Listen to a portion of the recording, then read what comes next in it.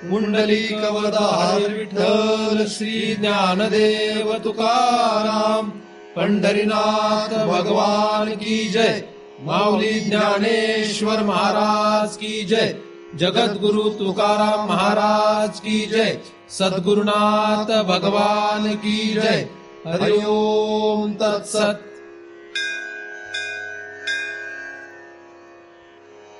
ध्यान मूलम गुरुमूर्ती, पूजा मूलम गुरुपदम, मंत्र मूलम गुरुवाक्यम, मुक्ती मूलम गुरुकृपा। ब्रह्मेवाहम अहम ब्रह्म न चाहम ब्रह्मणा पृथक्, नाहम देहो न मे देहा केवलहम सनातन। या ठिकाणी आपण सर्वजण नेहमीप्रमाणे दृग्दृश्य विवेक या ग्रंथाचा अभ्यास करण्यासाठी एकत्रित जमलेलो आहोत। 30 श्लोकांचा आपण अभ्यास केलेला आहे आणि शेवटच्या श्लोकाचा आपण काही आठवड्यांपासून अभ्यास करीत आहोत। विद्यते हृदय ग्रंथी छिद्यन्ते सर्व संशया, क्षीयन्ते चाश्च कर्माणि तस्मिन् दृष्टे परावरे। हा 31व्या क्रमांकाचा श्लोक आहे।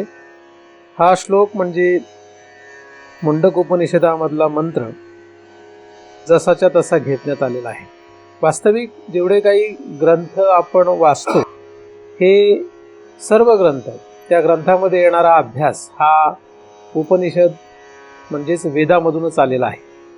म्हणजे कोणीही परमार्थामध्ये काहीही सांगितलं, कुठलाही विषय असो, तो विषय कुठून आलेला आहे? तो वेदातूनच आलेला आहे। म्हणजे वेदाच्या बाहेरचं परमार्थामध्ये जगामध्येच कुठं काही नाही आहे। म्हणजे जे काही कोणीही सांगितलेलं असेल तर त्याला मूळ कारण आहे वेद। वेदातून हे सर्व आलेलं आहे। पण वेदातून जसंच्या तसं खाली आलेलं नसेल, त्याच्यामध्ये बदल करण्यात आले असतील, त्या त्या वेळेनुसार, त्या त्या पात्रानुसार, त्या त्या गरजेनुसार त्या त्या लोकांनी तसे बदल त्यामध्ये केलेले असतील। एकूण सर्वच जगाचा उद्देश जो आहे तो भगवत प्राप्तीच आहे। परंतु फक्त भगवंत म्हणजे काय या व्याख्येमध्ये बदल आहे। म्हणजे भगवंत जो आपला आहे तो आणि दुसऱ्या माणसाचा जो आहे तो, यामध्ये काही समानता असेलच असं म्हणता येणार नाही। कारण त्याला जो भगवंत वाटतो तो आणि मला जो वाटतो तो, यामध्ये फरक असू शकतो। परंतु सर्वोत्कृष्ट जो भगवंत आहे तो वेदामध्ये सांगण्यात आलेला आहे आणि त्या भगवंताला आपण दृष्ट करावं किंवा त्याला आपण पाहावं असं वाटणं ज्याला कोणाला आहे असा मनुष्य वैदिक आहे।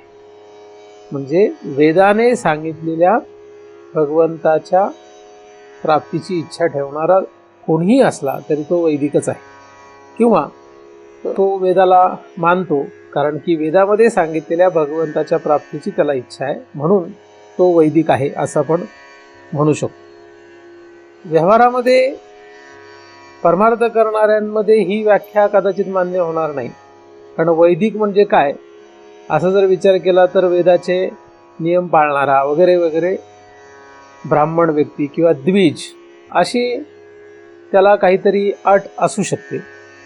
पण माझ्या दृष्टीने वैदिक म्हणजे जो कोणी वेदाला मानतो, जो कोणी वेदातला परंपरेने आलेल्या अर्थाला धरून का होईना भगवंताच्या दिशेने जाण्याचा प्रयत्न करतो, हा प्रत्येक जण वैदिकच धरायला काही हरकत नाही। वारकरी संप्रदायामध्ये असणाऱ्या सर्व साधू संतांनी जे काही अभंग लिहिलेले आहेत किंवा ग्रंथ लिहिलेले आहेत, त्यामध्ये त्या भगवंताचंच प्रतिपादन वेगळ्या रूपाने करण्यात आलेलं आहे। आणि म्हणून वारकरी संप्रदाय हा वैदिक संप्रदाय आहे।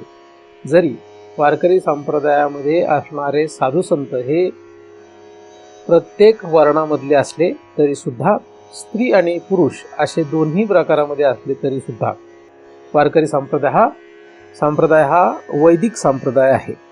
भगवंत प्राप्त करावा असं वाटणं हे प्रत्येकाला शक्य नाही, हे आपण अनेक वेळा विचार करीत असतो। कारण की त्याला प्रमाण पण आपण पाहत असतो, बहुत सुकृताची जोडी म्हणून विठ्ठल आवडी। विठ्ठलाची आवड असणं यासाठी सुकृत असणं अपेक्षित आहे।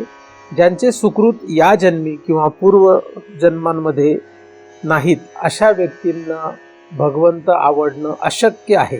त्यामुळे त्यांना भगवंत आवडावा असा आपण हट्ट करणं योग्य नाही. मग तो आपला मुलगा असला तरी सुद्धा, आपला नवरा असला तरी सुद्धा, आपली बायको असली तरी सुद्धा, किंवा आपला कोणीही जवळचा नातलग असला तरी सुद्धा आपण तो हट्ट करू शकत नाही, कारण की त्याचं मूळ सुकृत त्याच्याकडे नाही आहे आणि आपण त्याचं सुकृत काही तयार करून देऊ शकत नाही. म्हणून त्यापेक्षा आपल्याला काय करावं लागेल, आता त्याचं तर सुकृत नाही आहे, तर तो आपल्या तर जवळचा माणूस आहे, मग आता करावं काय लागेल, काहीतरी त्याच्यावर उपाय करावा लागेल ना. काय उपाय करायचं हे आपल्या गरजेवर अवलंबून आहे. आपल्याला काय करायचं. आपल्याला जर भगवंत प्राप्ती करायची असेल तर अशा लोकांचा संग करणं हे आपल्यासाठी इष्ट नाही. आपल्यासाठी काय नाही, इष्ट नाही. जर आपल्याला भगवंत प्राप्ती करायची असेल तर हे एकदम साधारण गणित आहे. म्हणजे उदाहरणार्थ एखाद्याला जर एकदम उत्कृष्ट काहीतरी खेळाडू व्हायचं असेल आणि त्याच्या खेळाच्या प्रॅक्टिस ज्या असतात त्या सकाळी पहाटे लवकर उठून वगैरे असतील, म्हणजे पहाटे उठून रनिंगला जाणे वगैरे वगैरे असं काहीतरी असेल. आता तो जर अशा लोकांमध्ये राहत असेल की ते सगळे 10 वाजताच उठतात आणि रात्री 1ला 2ला झोपतात, आणि तो जर त्यांच्यात राहत असेल तर त्याला पहाटे 4ला उठून रनिंगला जाता येईल का? त्याला अवघड होईल ते, हे की नाही. कारण की वातावरण नाही त्याच्याकडे. म्हणजे रात्री 1-2 वाजेपर्यंत लोकही झोपत नसतील, त्यालाही झोपून देत नसतील, आणि हा 4ला कसा उठणार किंवा 4ला उठून रनिंगला कसं जाणार? तो जाऊ शकत नाही, कारण त्याला तसं वातावरण नाही. त्या वातावरणात तो राहिला तर त्याला ते शक्य होईल. कुठल्याही गोष्टींच्या प्राप्तीसाठी तशा वातावरणात राहावं लागतं, नाहीतर ती गोष्ट करणं प्रत्येक माणसाला अवघड आहे. कोणालाही ते अवघडच असतं. म्हणून ज्यांना भगवंताची आवड नाही अशा लोकांचा संग टाळणं हेच सर्वात इष्ट आहे आणि योग्य आहे. नाहीतर आपण भगवंताचा नाद सोडणं हे सुद्धा योग्य आहे. कारण दोन्हीपैकी एक करावं लागेल. एक तर आपल्याला आपला नाद सोडावा लागेल, नाहीतर त्याचा नाद सोडावा लागेल. कारण अशांच्या नादी लागून आपलं काही भलं होणार नाही. लक्षात. मग ती आपल्याला किती प्रिय व्यक्ती असली तरी सुद्धा, किती जवळची व्यक्ती असली तरी सुद्धा, ज्याला भगवंत पाहावा असं वाटतं त्याला अशा लोकांचा संग करणं योग्य नाही. ज्यांना भगवंताची आवडच नाही, ज्यांना भगवंताची आवड नाही, ज्यांना भगवंताशी घेणं देणं नाही, अशा लोकांचा संग करणं काही योग्य नाही. आता काही लोक असं विचार करतील की आम्हाला तर अशा लोकांचा संग टाळताच येणं शक्य नाही, म्हणजे अशक्यच आहे. उदाहरण, एखादी स्त्री असेल, तिचा नवरा जर भगवंत हा त्याच्याकडे विषयच नसेल तर ती काय करणार, असा मोठा प्रश्न येतो, है की नाही.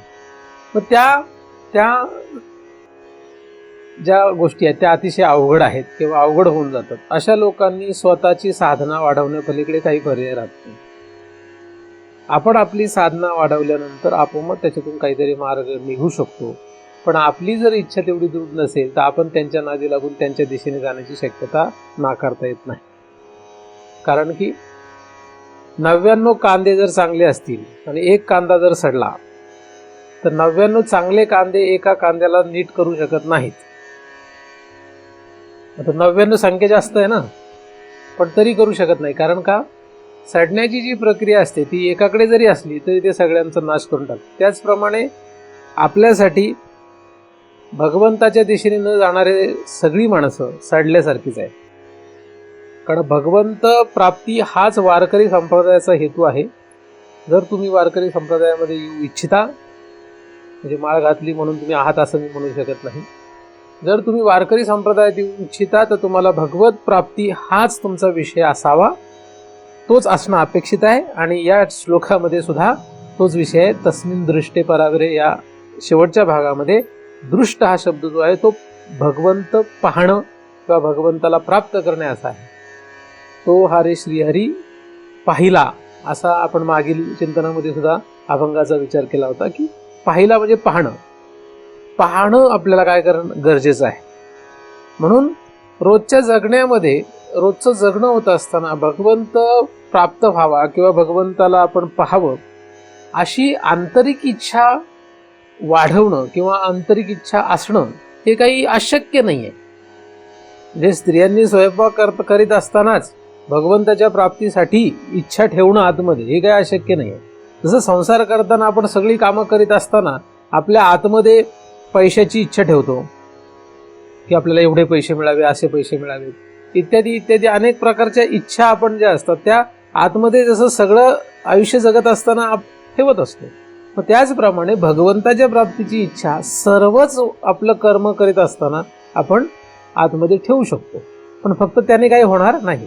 तसं ठेवल्यानंतरच पुढे मग आपल्याला त्यासाठी काहीतरी करण्याची, काहीतरी साधन करण्याची आवड निर्माण होऊ शकते आणि त्याप्रमाणे आपण पुढे तसं साधन करू शकतो. असो, ज्यांना कोणाला भगवंताच्या प्राप्तीची इच्छा आहे त्यांच्यासाठीच हा विषय आहे.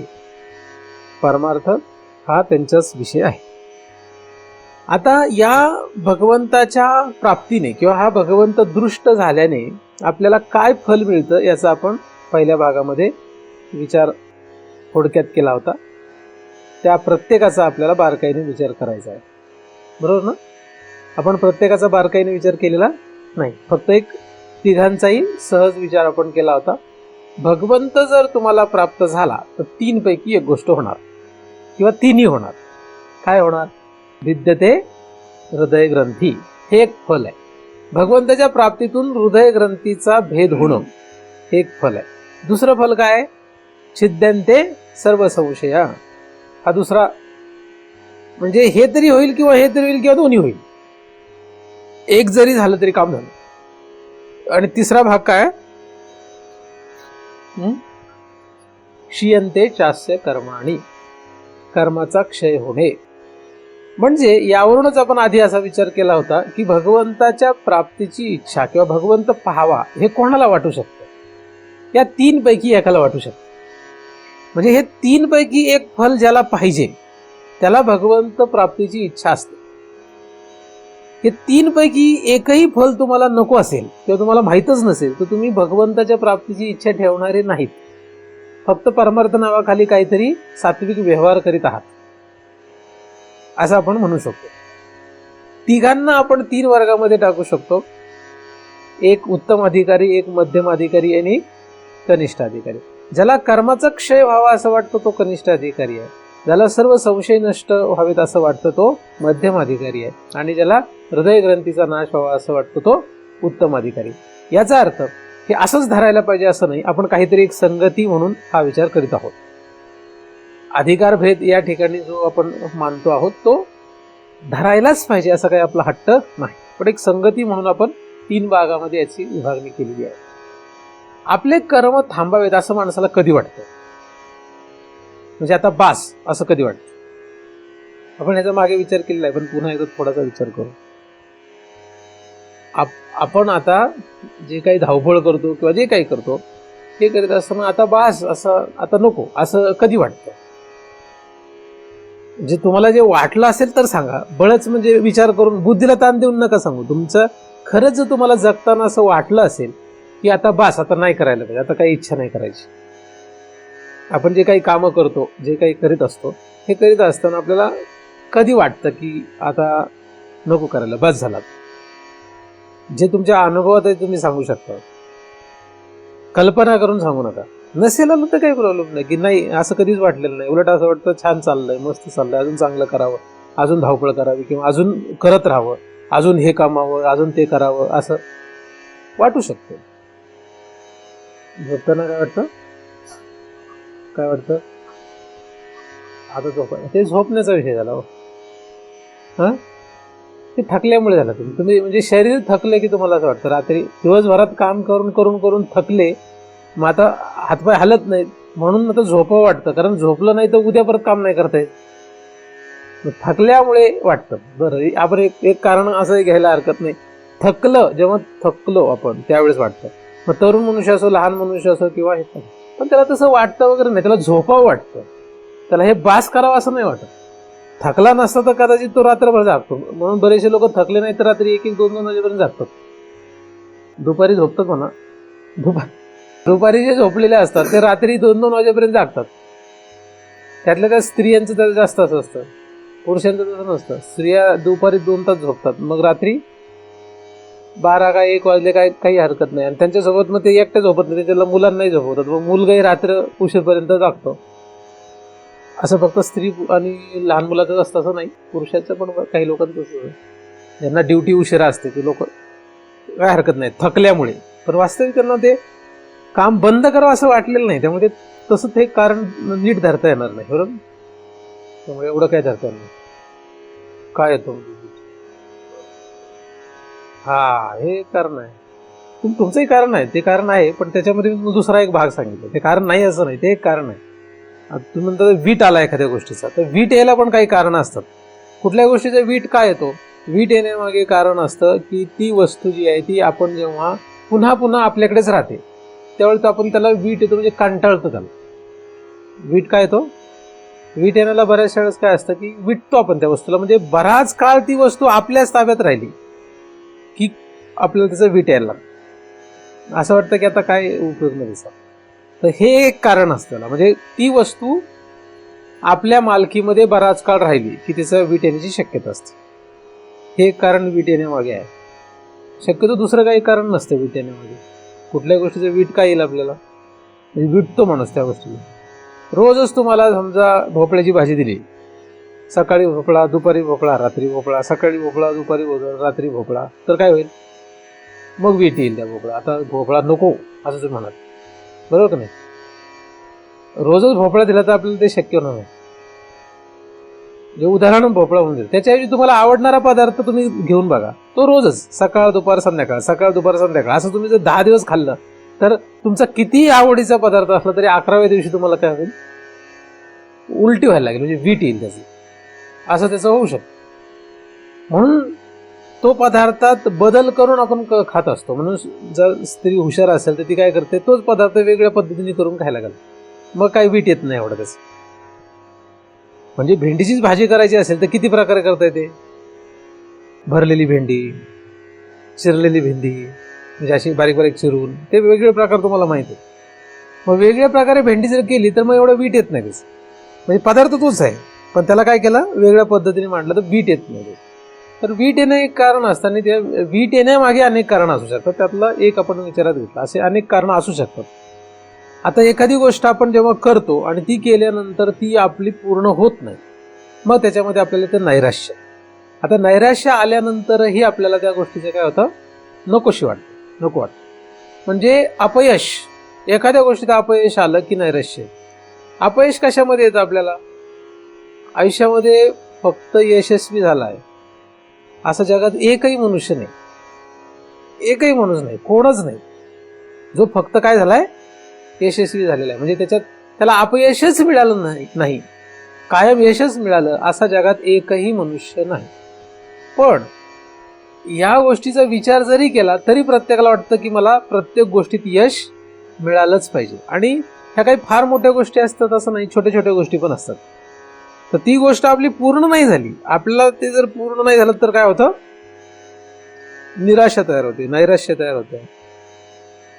मग त्याच्यामधून आता एकदा निराशा तयार झाली की त्याच्यातून बरंच काही काय तयार होतं. म्हणजे नैराश्य ही सुरुवात जरी असली तर त्याच्यातून अनेक गोष्टी तयार, क्रोध तयार होतो, त्याच्यामधून तो व्यसनाधीन होतो, इत्यादी इत्यादी. त्याचे दुष्परिणाम म्हणण्यापेक्षा परिणाम, तो दुष्परिणाम कदाचित त्याला वाटत नसेल, पण परिणाम त्याचे अनेक होतात. ते कुठल्याही वर्गात टाका, दुष्परिणाम टाका किंवा काही म्हणा. पण जेव्हा केव्हा एखादी गोष्ट आपल्याला करायची असते आणि ती पूर्ण होत नाही, आपण त्याच्यामध्ये त्या पातळीपर्यंत जाऊ शकत नाही, तेव्हा आपल्याला काय होतं, नैराश्य येऊ शकतं. आणि मग असं वाटतं नको. म्हणून व्यवहारामध्ये काही लोक असं म्हणतात की करत राहा, घाबरू नको, लढ तू, आहे की नाही, असं म्हणत राहत, पुन्हा पुन्हा कर, असं व्यवहारात म्हणत असतात. आणि त्याप्रमाणे मनुष्य, काही लोक करतात, काही लोक एका ठराविक वेळानंतर सोडून देतात, काही लोक करत राहतात. काहींना यश मिळतं, काहींना नाही मिळत. यश मिळालं तर खुश होतो, नाही मिळालं तर रडत बसतो, किंवा त्याचे जे काही पुढे परिणाम असतील त्याप्रमाणे तो ते भोगतो. आता ते काम न करण्याची तेव्हा पण इच्छा होती. आता जो पुन्हा पुन्हा प्रयत्न करतो त्यांना यश मिळेलच अशी काही शाश्वती नसते. काहींना मिळतं, काहींना नाही मिळत. हा वर्ग तयार होतो. 1-2-3 कारण आपण पाहिली. अजून कोणाला काही सांगता येईल का, कशामुळे आपल्याला आपण जे करतोय ते बास असं वाटतं. इथे बसलेल्या प्रत्येकाला, म्हणजे आता तुम्ही जर प्रत्येकाने एक कारण सांगितलं तर इथे 40-50 लोक असतील तर तेवढं कारण तयार होतील.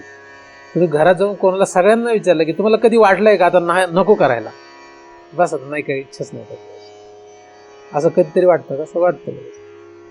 पण प्रत्येक जण, काही लोक ती इच्छा जी आहे ती दाबून टाकतात किंवा त्याच्यावर दुसरं काहीतरी मार्ग शोधतात. पण प्रत्येकाला कधीतरी वाटतंच. काय वाटतं? बस आता जास्त झालं असं वाटतं प्रत्येकाला. पण त्यामुळे अनेक कारण आहेत. असं काही एकच कारण आहे असं म्हणता येत नाही. हे 2-3च कारण आहेत असं काही म्हणता येत नाही. तुम्हाला प्रत्येकाला त्याचं कारण माहिती. तुम्ही घरी जाऊन त्याच्यावर विचार करू शकता. कधी आपल्याला वाटलं की आपल्याला हे सगळं बास करावं?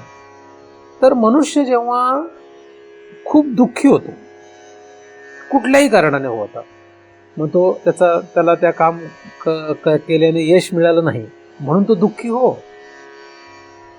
का कुठल्याही कारणाने दुःखी हो. मनुष्य जेव्हा दुःखी होतो, दुःखी झालं की त्याला काहीही करण्याची इच्छा राहत नाही. मग त्या दुःखाच्या पाठीमागे तुमच्याकडे अनेक कारणं असतील. म्हणजे उदाहरणार्थ एखाद्या तरुण स्त्रीचा आणि पुरुषाचा जर मुलगा वारला तर त्यांना काय होतं? अति दुःख होतं. मग त्यांना असं वाटतं आता जगण्यात काय अर्थ आहे, आता काय करायचं, कशासाठी करायचं आपण, असं वाटायला. किंवा म्हातारीचं समजा, म्हातारी मनुष्य, त्यांचं जर कमवताना तरुण मुलगा जर वारला तर त्यांना काय वाटणार? त्यांना वाटतं कशाला का, आता काय जगण्यात अर्थ राहील, आता काय कशासाठी करायचं, कोणासाठी करायचं, असं वाटतं. तर कारण त्याला काही असेल, पण दुःख तयार झालं की मनुष्याला काय वाटतं की आता काही करायची इच्छा नाही, त्याला करण्याची इच्छा राहत नाही. म्हणजे दुःख हे एक कारण आहे की ज्यामुळे मनुष्याला आपल्या काही काम करायची इच्छा राहत नाही. आळसामुळे पण राहत नाही माणसाला. आळस आले की त्याला काहीच करावं वाटत नाही. ज्या दिवशी आळस येतो त्या दिवशी काहीच करावं वाटत नाही. पण काहीच करावं न वाटणं यामध्ये शारीरिक क्रिया आणि काहीच करावं न वाटणं ते मानसिक क्रिया, हे दोन्ही भाग आहेत. म्हणजे एक सूक्ष्म क्रिया असते, एक स्थूल क्रिया असते. सूक्ष्म क्रिया मनामध्ये चालते, स्थूल क्रिया शरीराने करावी लागते.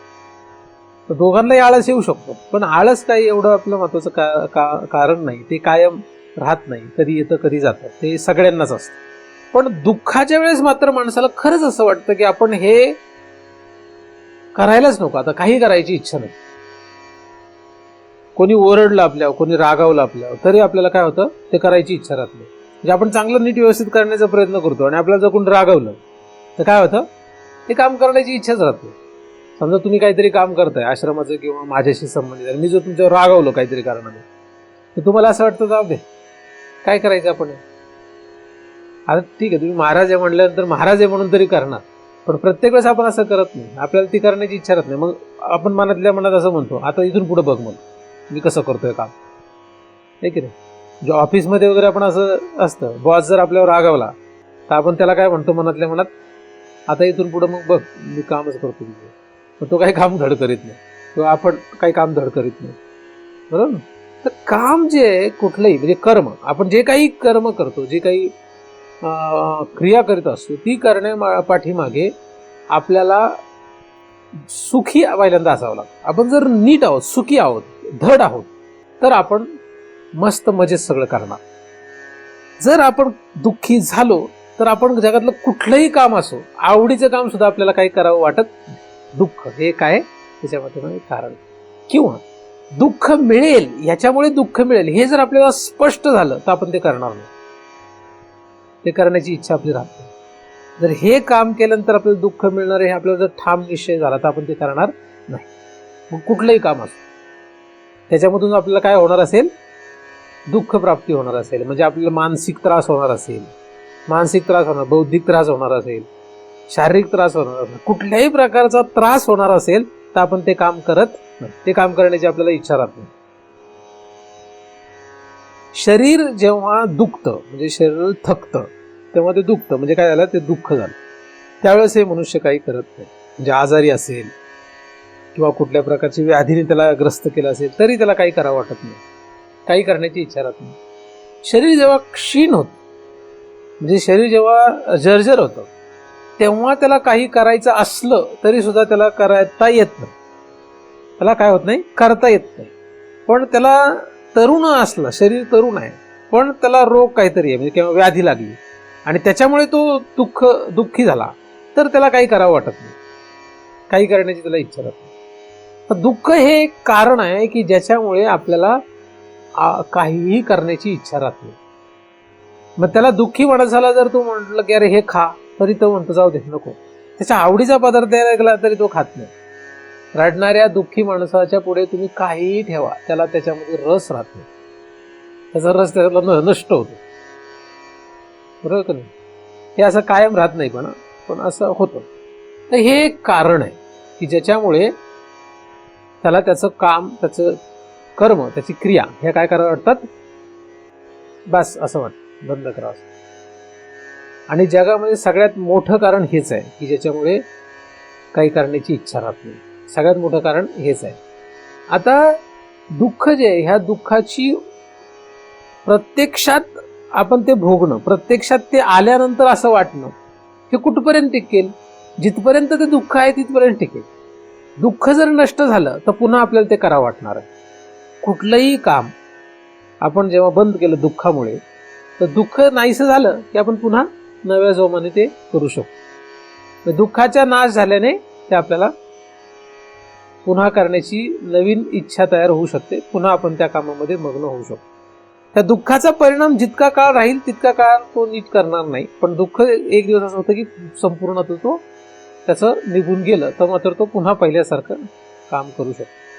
तर ही एक गोष्ट आहे की जी आपल्याला आपल्या कर्मापासून काय करू शकते, बाजूला करू शकते. मग हे कर्म जे आहे, हे कर्म, ह्या कर्मातून दोन गोष्टी तयार होतात, एक म्हणजे सुख आणि एक म्हणजे दुःख. दुःख जेव्हा जेव्हा येतं तेव्हा तेव्हा आपल्याला ते नको वाटतं कर्म करणं, क्रिया करणं. सुख जेव्हा जेव्हा येतं तेव्हा आपल्याला वाटतं अजून करावं, अजून करावं, अजून करावं असं वाटतं. तर कुठल्याही कर्माच्या किंवा कुठल्याही क्रियेची दोनच फलं आहेत, एक आहे सुख, एक आहे दुःख. त्यातला दुःख हा जो भाग आहे, हा जेव्हा जेव्हा येईल तेव्हा तेव्हा आपल्याला ते नको वाटतं, आणि सुख जेव्हा जेव्हा येईल तेव्हा आपल्याला ते हवं असं वाटतं, आपल्याला वाटतं खरंच राहावं, आपण करायला पाहिजे. आणि जगामध्ये असा कोणीच नाही की ज्याला फक्त ह्याच्यातलं एक आहे. जगामध्ये असा कोणीच नाही काय की ज्याला फक्त यातलं एकच मिळतंय, असं अजिबात नाही. आणि हे कशाचं फल आहे? हे फल त्याने केलेल्या क्रियेचं, म्हणजे त्याच्या कर्माचं फळ आहे. हे कशाचं फळ आहे? त्याच्या कर्माचं त्याला फळ आहे. एक तर सुख किंवा एक तर दुःख. आणि दुःख कोणालाच नको आहे. आणि दुःख जेव्हा जेव्हा येईल तेव्हा मग काहीच करायची इच्छा राहत नाही. त्याच्यातून सुख मिळणार आहे असं वाटलं तरी ते करायची इच्छा राहत नाही. म्हणजे जसं आपण एकदमच काहीतरी कारणाने दुःखी आहे आणि आपल्याला समजा उदाहरणार्थ जिलेबी आवडते, मग तुम्हाला म्हटलं जिलेबी तर खा, तरी आपण ती जिलेबी खात नाही. आपल्याला हे माहीत असतं की जिलेबी खाल्ली तर आपल्याला गोड लागेल, छान वाटेल, तरी सुद्धा आपण ती जिलेबी खात नाही. कारण का? त्या दुःखामुळे.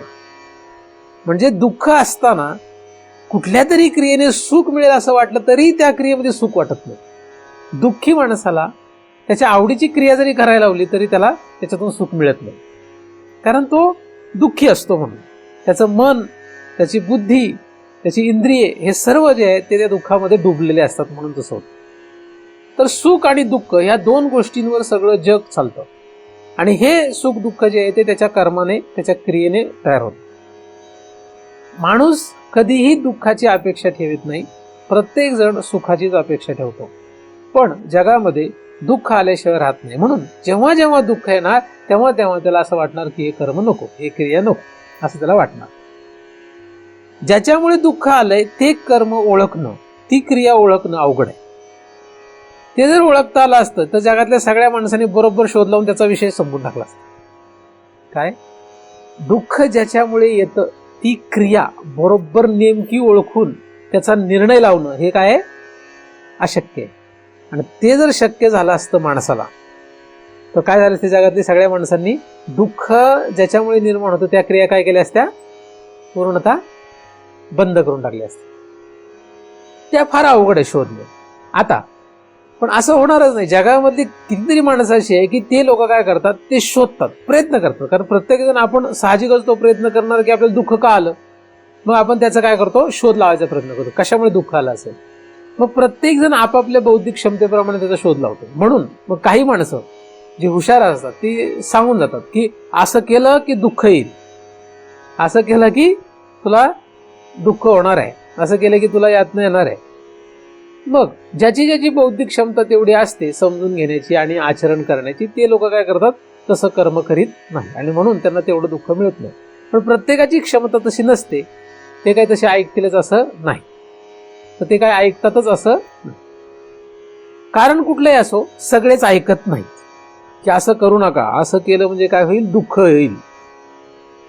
कारण कुठलंही असो, म्हणजे त्याची क्षमता नाही म्हणून तो ऐकत नाही, किंवा आळस आहे म्हणून ऐकत नाही, किंवा काय होतंय बघू असं म्हणून ऐकत नाही.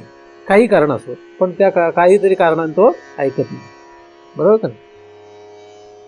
किंवा अंगामध्ये मद मस्ती आहे म्हणून ऐकत नाही. कारण काही असो, पण तो ऐकत नाही हे नक्की. जसं जोरात गाडी चालवली तर ऍक्सिडेंट होतो, लागतं, मग रडावं लागतं, मग दुःख होतं. हे कितीही माहीत असलं तरी टू व्हीलरवर लोक किती वेगाने जातात, फोर व्हीलरमध्ये पण किती वेगाने जातात का नाही? ऍक्सिडेंट होऊन त्यांना लागतं, ते दुःख होतात, काही मरतात त्यामध्ये. तर हे माहीत आहे, तर कोणाला माहीत नाही, जगात सगळ्यांना माहीत आहे. एक जण तर मला म्हणे की मग हा एवढा काटा कशाला दिलाय पुढं. म्हणलं तू बरोबरच आहे. मग त्याला अर्थ काय म्हणे, तो काटा दिला कशासाठी दिला, 160 180 काहीतरी दिलं असतं ना, एवढा कशासाठी दिला म्हणे. आता त्याच्या पुढे काय डोकं चालणार. मग त्याला म्हटलं जास्त वेगाने नको चालू गाडी, म्हणजे आता तो शहाणा म्हणावा का म्हणजे माणूस. तर उदाहरण म्हणून सांगितले, तर ते सांगता येत नाही कुठल्या कारणाने. पण दुःख जर येणार असेल तर त्याची कारणं जी आहेत, ही कारणं प्रत्येकाला सापडणं अवघड आहे. सापडले तरी तो मानणं अवघड आहे. पण दुःख जे आहे ते येणार, जेव्हा जेव्हा दुःख येणार तेव्हा तेव्हा त्याला वाटणार की आपण हे करायला नको. तुमचं जेव्हा ऍक्सिडेंट होईल, ऍक्सिडेंटमध्ये तुम्ही फक्त एकटेच पडले, काही झालं नाही तर गुपचूपणे घरी निघून येऊ शकता. पण तुमचा ऍक्सिडेंट झाला, काहीतरी मोठं भयानक प्रकरण झालं, म्हणजे समोरच्याने तुमच्यावर केस टाकली वगैरे वगैरे, किंवा एखाद्याला लागलं खूप, तुम्हाला हॉस्पिटलमध्ये जावं लागलं वगैरे, असं जर काही बरं झालं तर तेवढ्या काळापर्यंत तुम्हाला वाटतं आता इथून पुढे आपण गाडी चालवणार नाही. काय वाटतं?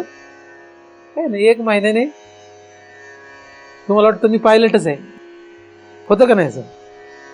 बायको जेव्हा खूप त्रास देते तेव्हा असं वाटतं आता इथून पुढे यायचं अजिबात ऐकायचं नाही, असं वाटतं. इथून पुढे अजिबात ऐकायचं नाही. किती दिवस? पुन्हा थोडेसेच दिवस. कुठलीही गोष्ट जी आपल्याला काही कारणाने दुःखदायक होते, बायको असो का नवरा असो, काही असो, जगातला कुठलाही पदार्थ असो किंवा कुठलीही क्रिया असो, कुठलीही पदार्थ असो, क्रिया असो, विचार असो, काही असो, या कुठल्याही क्रिया ज्याने ज्याने दुःख तयार झालं, ते दुःखाची कारणं जरी कळली तरी दुःख आपल्याला येणारच आहे. आणि जेव्हा जेव्हा दुःख येणार तेव्हा तेव्हा वाटणार की आपल्याला हे काय करावं, नको आता असं. आणि सुख हे कायम त्याच्यासोबत येणारच आहे, म्हणजे फक्त दुःख येणार नाही, फक्त सुख येणार. मग या गोंधळामध्ये माणूस इतका पिचलेला आहे की त्याला याच्या पलीकडे विचार करायला वेळ नाही. त्याच्या पलीकडे तो विचारच करू शकत नाही. कारण एक प्रॉब्लेम सॉल्व्ह करायचा की दुसरा येतो, दुसरा सॉल्व्ह केला की तिसरा येतो, तिसरा सॉल्व्ह केला की चौथा येतो. आणि हे सगळं करत असताना मध्ये मध्ये सुख मिळत राहतं. म्हणजे असं नाही ना की फक्त दुःख मिळते दुःख मिळते. माणसाला फक्त दुःख मिळालं असतं तर तो लवकर भगवंताकडे गेला असतं. फक्त सुख मिळालं असतं तरी सुद्धा भगवंताकडे लवकर गेला असता, कारण त्या सुखाला तो विटला असता. म्हणून काय आहे, कधी सुख कधी दुःख, कधी सुख कधी दुःख, कधी मिश्रण, असं हे चालू राहतं. आणि या गोंधळामध्ये हे सगळं तो सांभाळता सांभाळता त्याला त्या सांभाळण्यातच धन्यता वाटायला लागते. आणि हे सांभाळणं, याच्यामध्ये राहणं हेच जगणं आहे असं त्याला वाटायला लागतं. जगण्याची व्याख्या त्याची हीच झालेली आहे.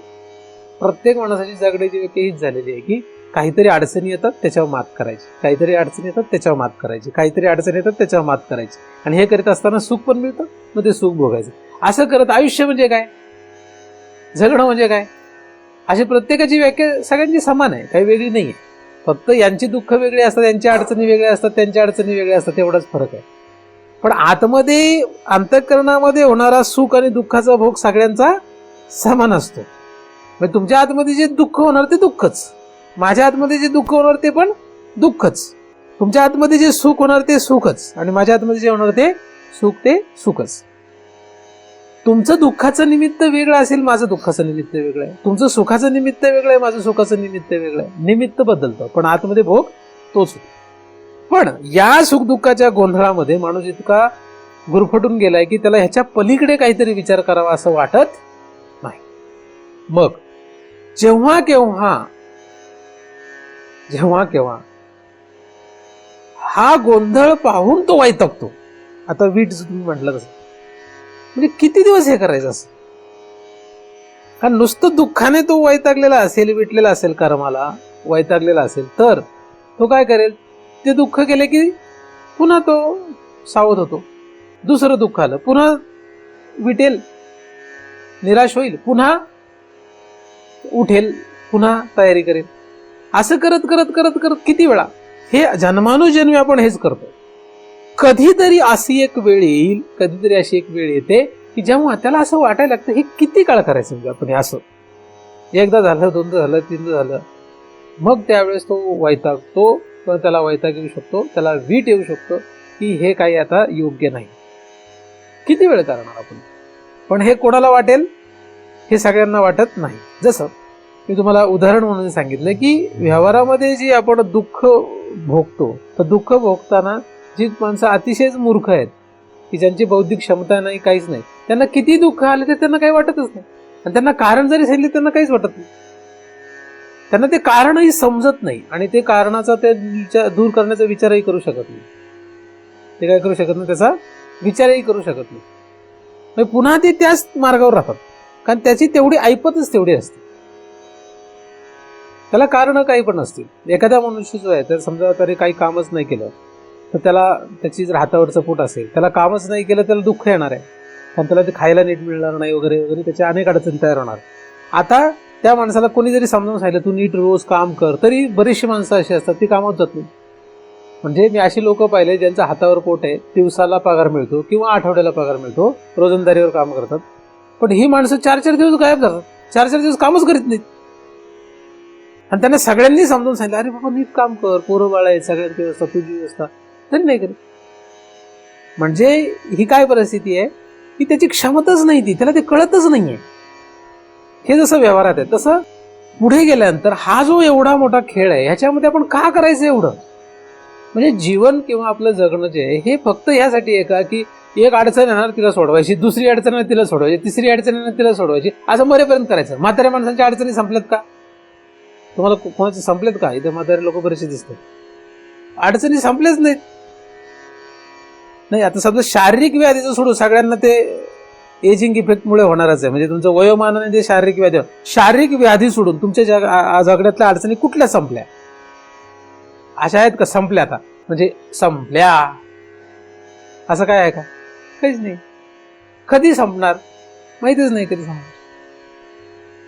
म्हणजे अडचण म्हटली की दुःख येणार, बरं संपणारच नाही असं आहे का?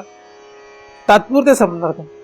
पण ही झाली की दुसरी येणार, दुसरी आली तिसरी येणार, मग हे चालूच राहत आहे. आणि सुखाचंही तसंच आहे. मतलब सुखामुळे म्हणजे सुख त्याच्या सोबत मिळते, तर सुखाला कोणी विटत नाही लगेच, कारण दुःख त्याच्या सोबत आहे म्हणून.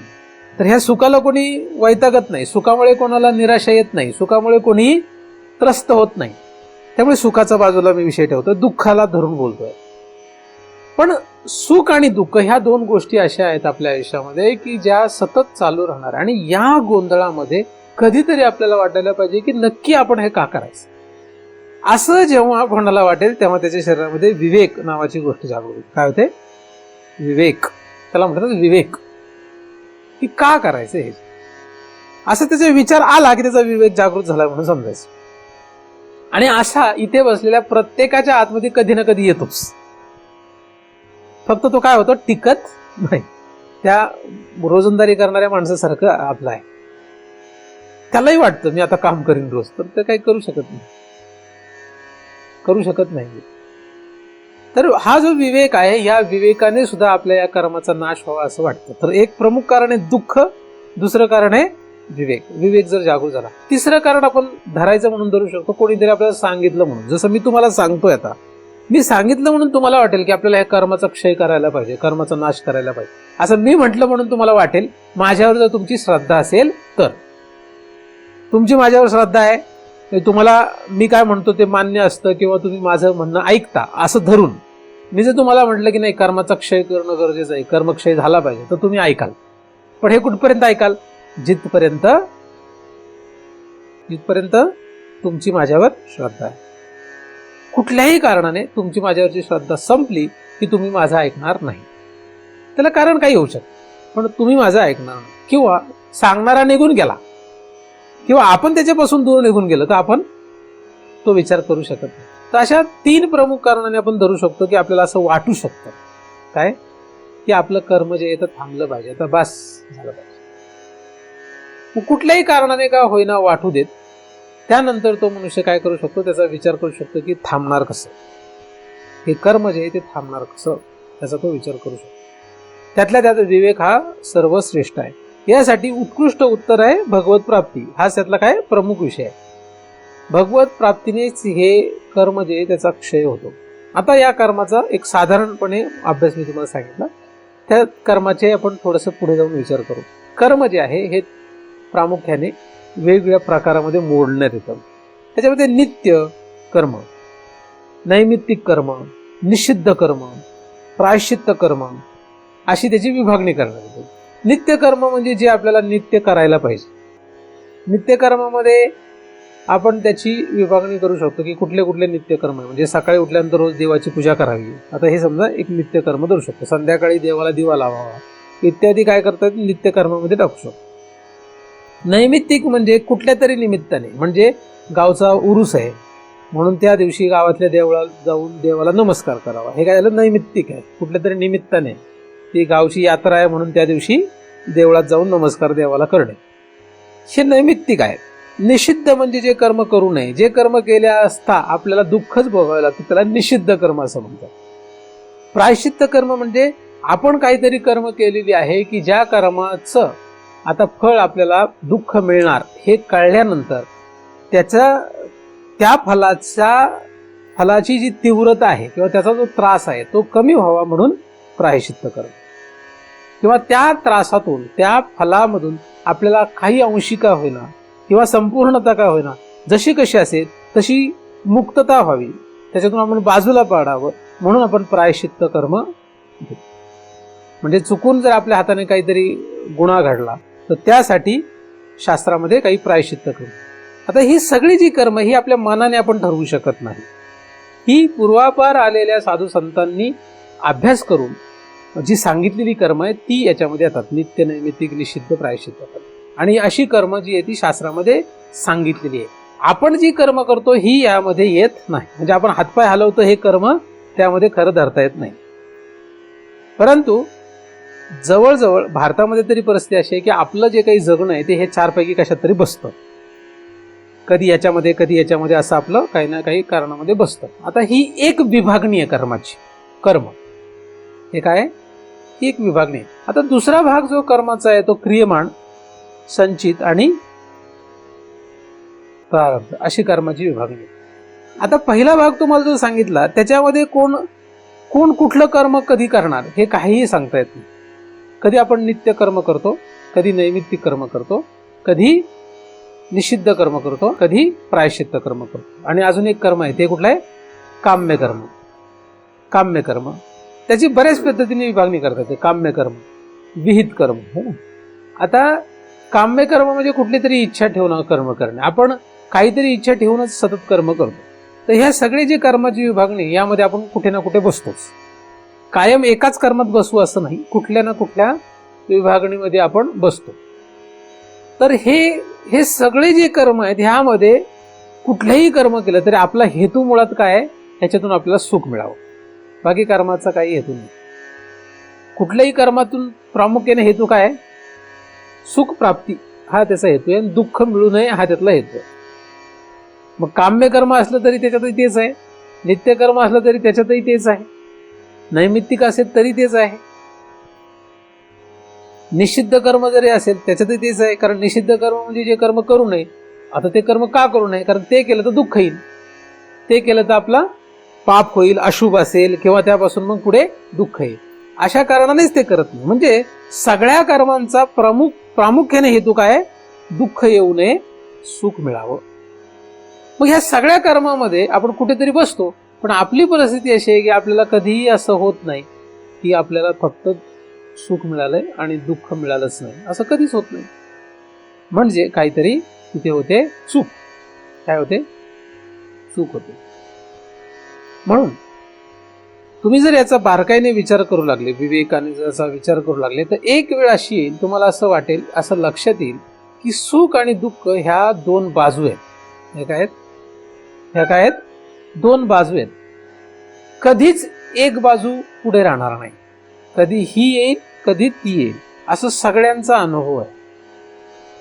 कधी सुख येणार, कधी दुःख येणार, कधी सुख येणार, कधी दुःख येणार. आता विवेक जर जागृत झाला तर आपल्याला दुःख नक्की केवढं आहे हे लक्षात येऊ शकतं. दुःखाची कुठली बाजू आहे हे लक्षात येऊ शकतं. दुःख काय आहे? दुःख माणसाला विवेकाने जर कळलं तर तो मनुष्य त्या दुःखात पडणार नाही, किंवा त्या कार्यामध्ये, त्या क्रियेमध्ये, त्या कर्मात तो पडणार नाही. उदाहरणार्थ, अग्नीमध्ये जर पाय घातला तर भाजणार, म्हणजे निखाऱ्यावर जर पाय ठेवला तर भाजणार, हे जर आपल्याला कळलं तर त्यासाठी तो अनुभव घ्यायची काही गरज नाही. लहान मुलाला ते कळत नाही. लहान मूल निखाऱ्यावर सहज जाऊ शकतं. आपल्याला कळतं की हा निखारा आहे, इथे जर पाय घातला तर काय होईल? जळणार, भाजणार, म्हणून आपण त्याच्यामध्ये काही पाय घालणार नाही. पण लहान मूल कदाचित जाऊ शकतं. बरोबर आहे? म्हणजे दुःखाची जर आपल्याला ओळख झाली, त्याचा जर विवेक झाला, तर कदाचित आपण ती क्रिया करणार नाही. त्या क्रियेपासून आपण सावध होऊ. जगामध्ये सर्वात मोठं दुःख काय आहे याचा आपण जर तसा शोध घेतला तर आपण कदाचित त्या क्रिया करणार नाही. बरोबर का नाही? आता निखाऱ्यात पाय ठेवणं ही काय झाली? एक क्रिया झाली. त्या क्रियेने काय होतं? दुःख मिळतं. काय होतं? दुःख मिळतं. आता निखाऱ्यात जर पाय ठेवला नाही तर काय मिळेल? दुःख मिळणार नाही. दुःख मिळणार नाही म्हणून तर सापेक्ष तुम्हाला सुख राहील. काय राहील? तुम्ही त्या काळामध्ये सुखी राहा. तुम्ही निखाऱ्यात पाय ठेवला असता तर दुःख मिळालं असतं, पण निखाऱ्यात पाय नाही ठेवला म्हणून काय राहील? त्यावेळेस तुम्ही सुखी राहाल. बरोबर का नाही? असं होईल का नाही होईल? कारण दुःख मिळालं नाही ना, म्हणून त्या काळामध्ये तुम्ही कसे राहणार? दुःखी राहणार का सुखी राहणार? त्याच्यामुळे जे दुःख मिळणार होतं ते तुम्हाला न मिळाल्यामुळे त्या काळामध्ये तुम्ही काय आहात? सुखी आहात. पण तत्च सापेक्ष ते तुम्हाला सुख मिळतं. आता जगामध्ये सर्वात मोठं दुःख काय आहे हे विवेकानेच आपल्याला कळू शकतं. जसं निखाऱ्यावर पाय ठेवल्यानंतर पाय भासतो हे आपल्याला विवेकाने कळतं. त्याचा काही अनुभव घेण्याची गरज नसते. त्याचा काही अनुभव घ्यायची गरज नाही. दुःखाचा विचार आपण करू शकतो की याने काय होईल. म्हणजे विवेक जितका तुमचा स्पष्ट आहे तितक्या प्रमाणात तुम्हाला ते कळू शकतं. काही गोष्टींचा विवेक आपला सहज होतो, काही गोष्टींना प्रयत्न करावा लागतो. फॅनमध्ये हात घातला तर कापेल, हे काय आहे? हा विवेक आहे. त्याच्यामध्ये काय आपण कधी अनुभव घेतलेला नाही. उंच दरीतून खाली उडी मारली तर आपण काय होऊ? जखमी होऊ किंवा मरण पाहू. ह्याचा काही अनुभव घेतलेला नाही, पण ते आपल्याला कळतं. तो विवेक आहे ना, तो सहज आहे.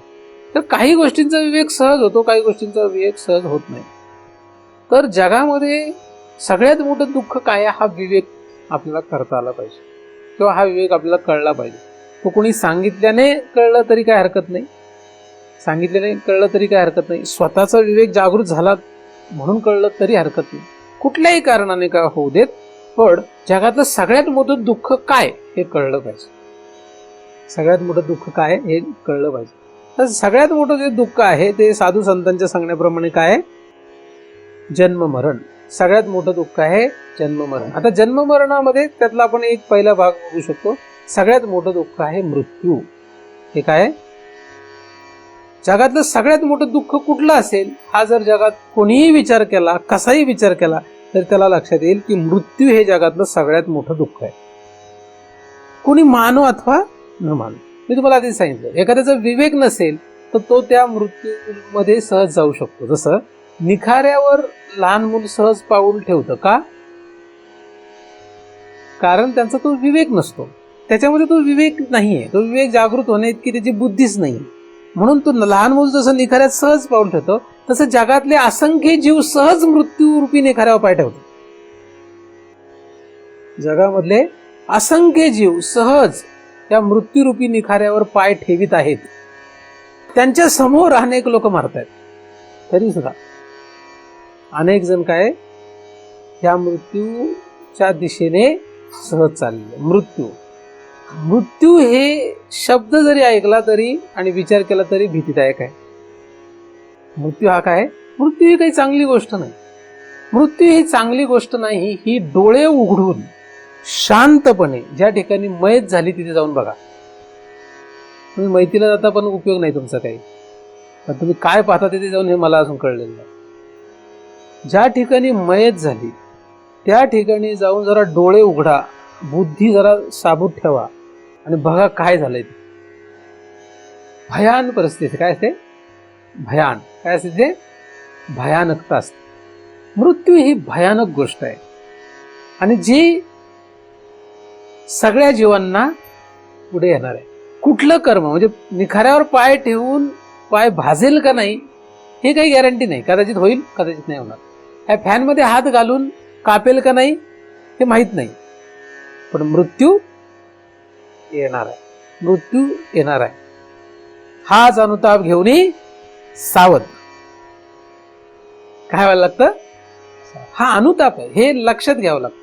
बरं ह्याच्यामध्ये काही खोटं काही सांगताय का मी?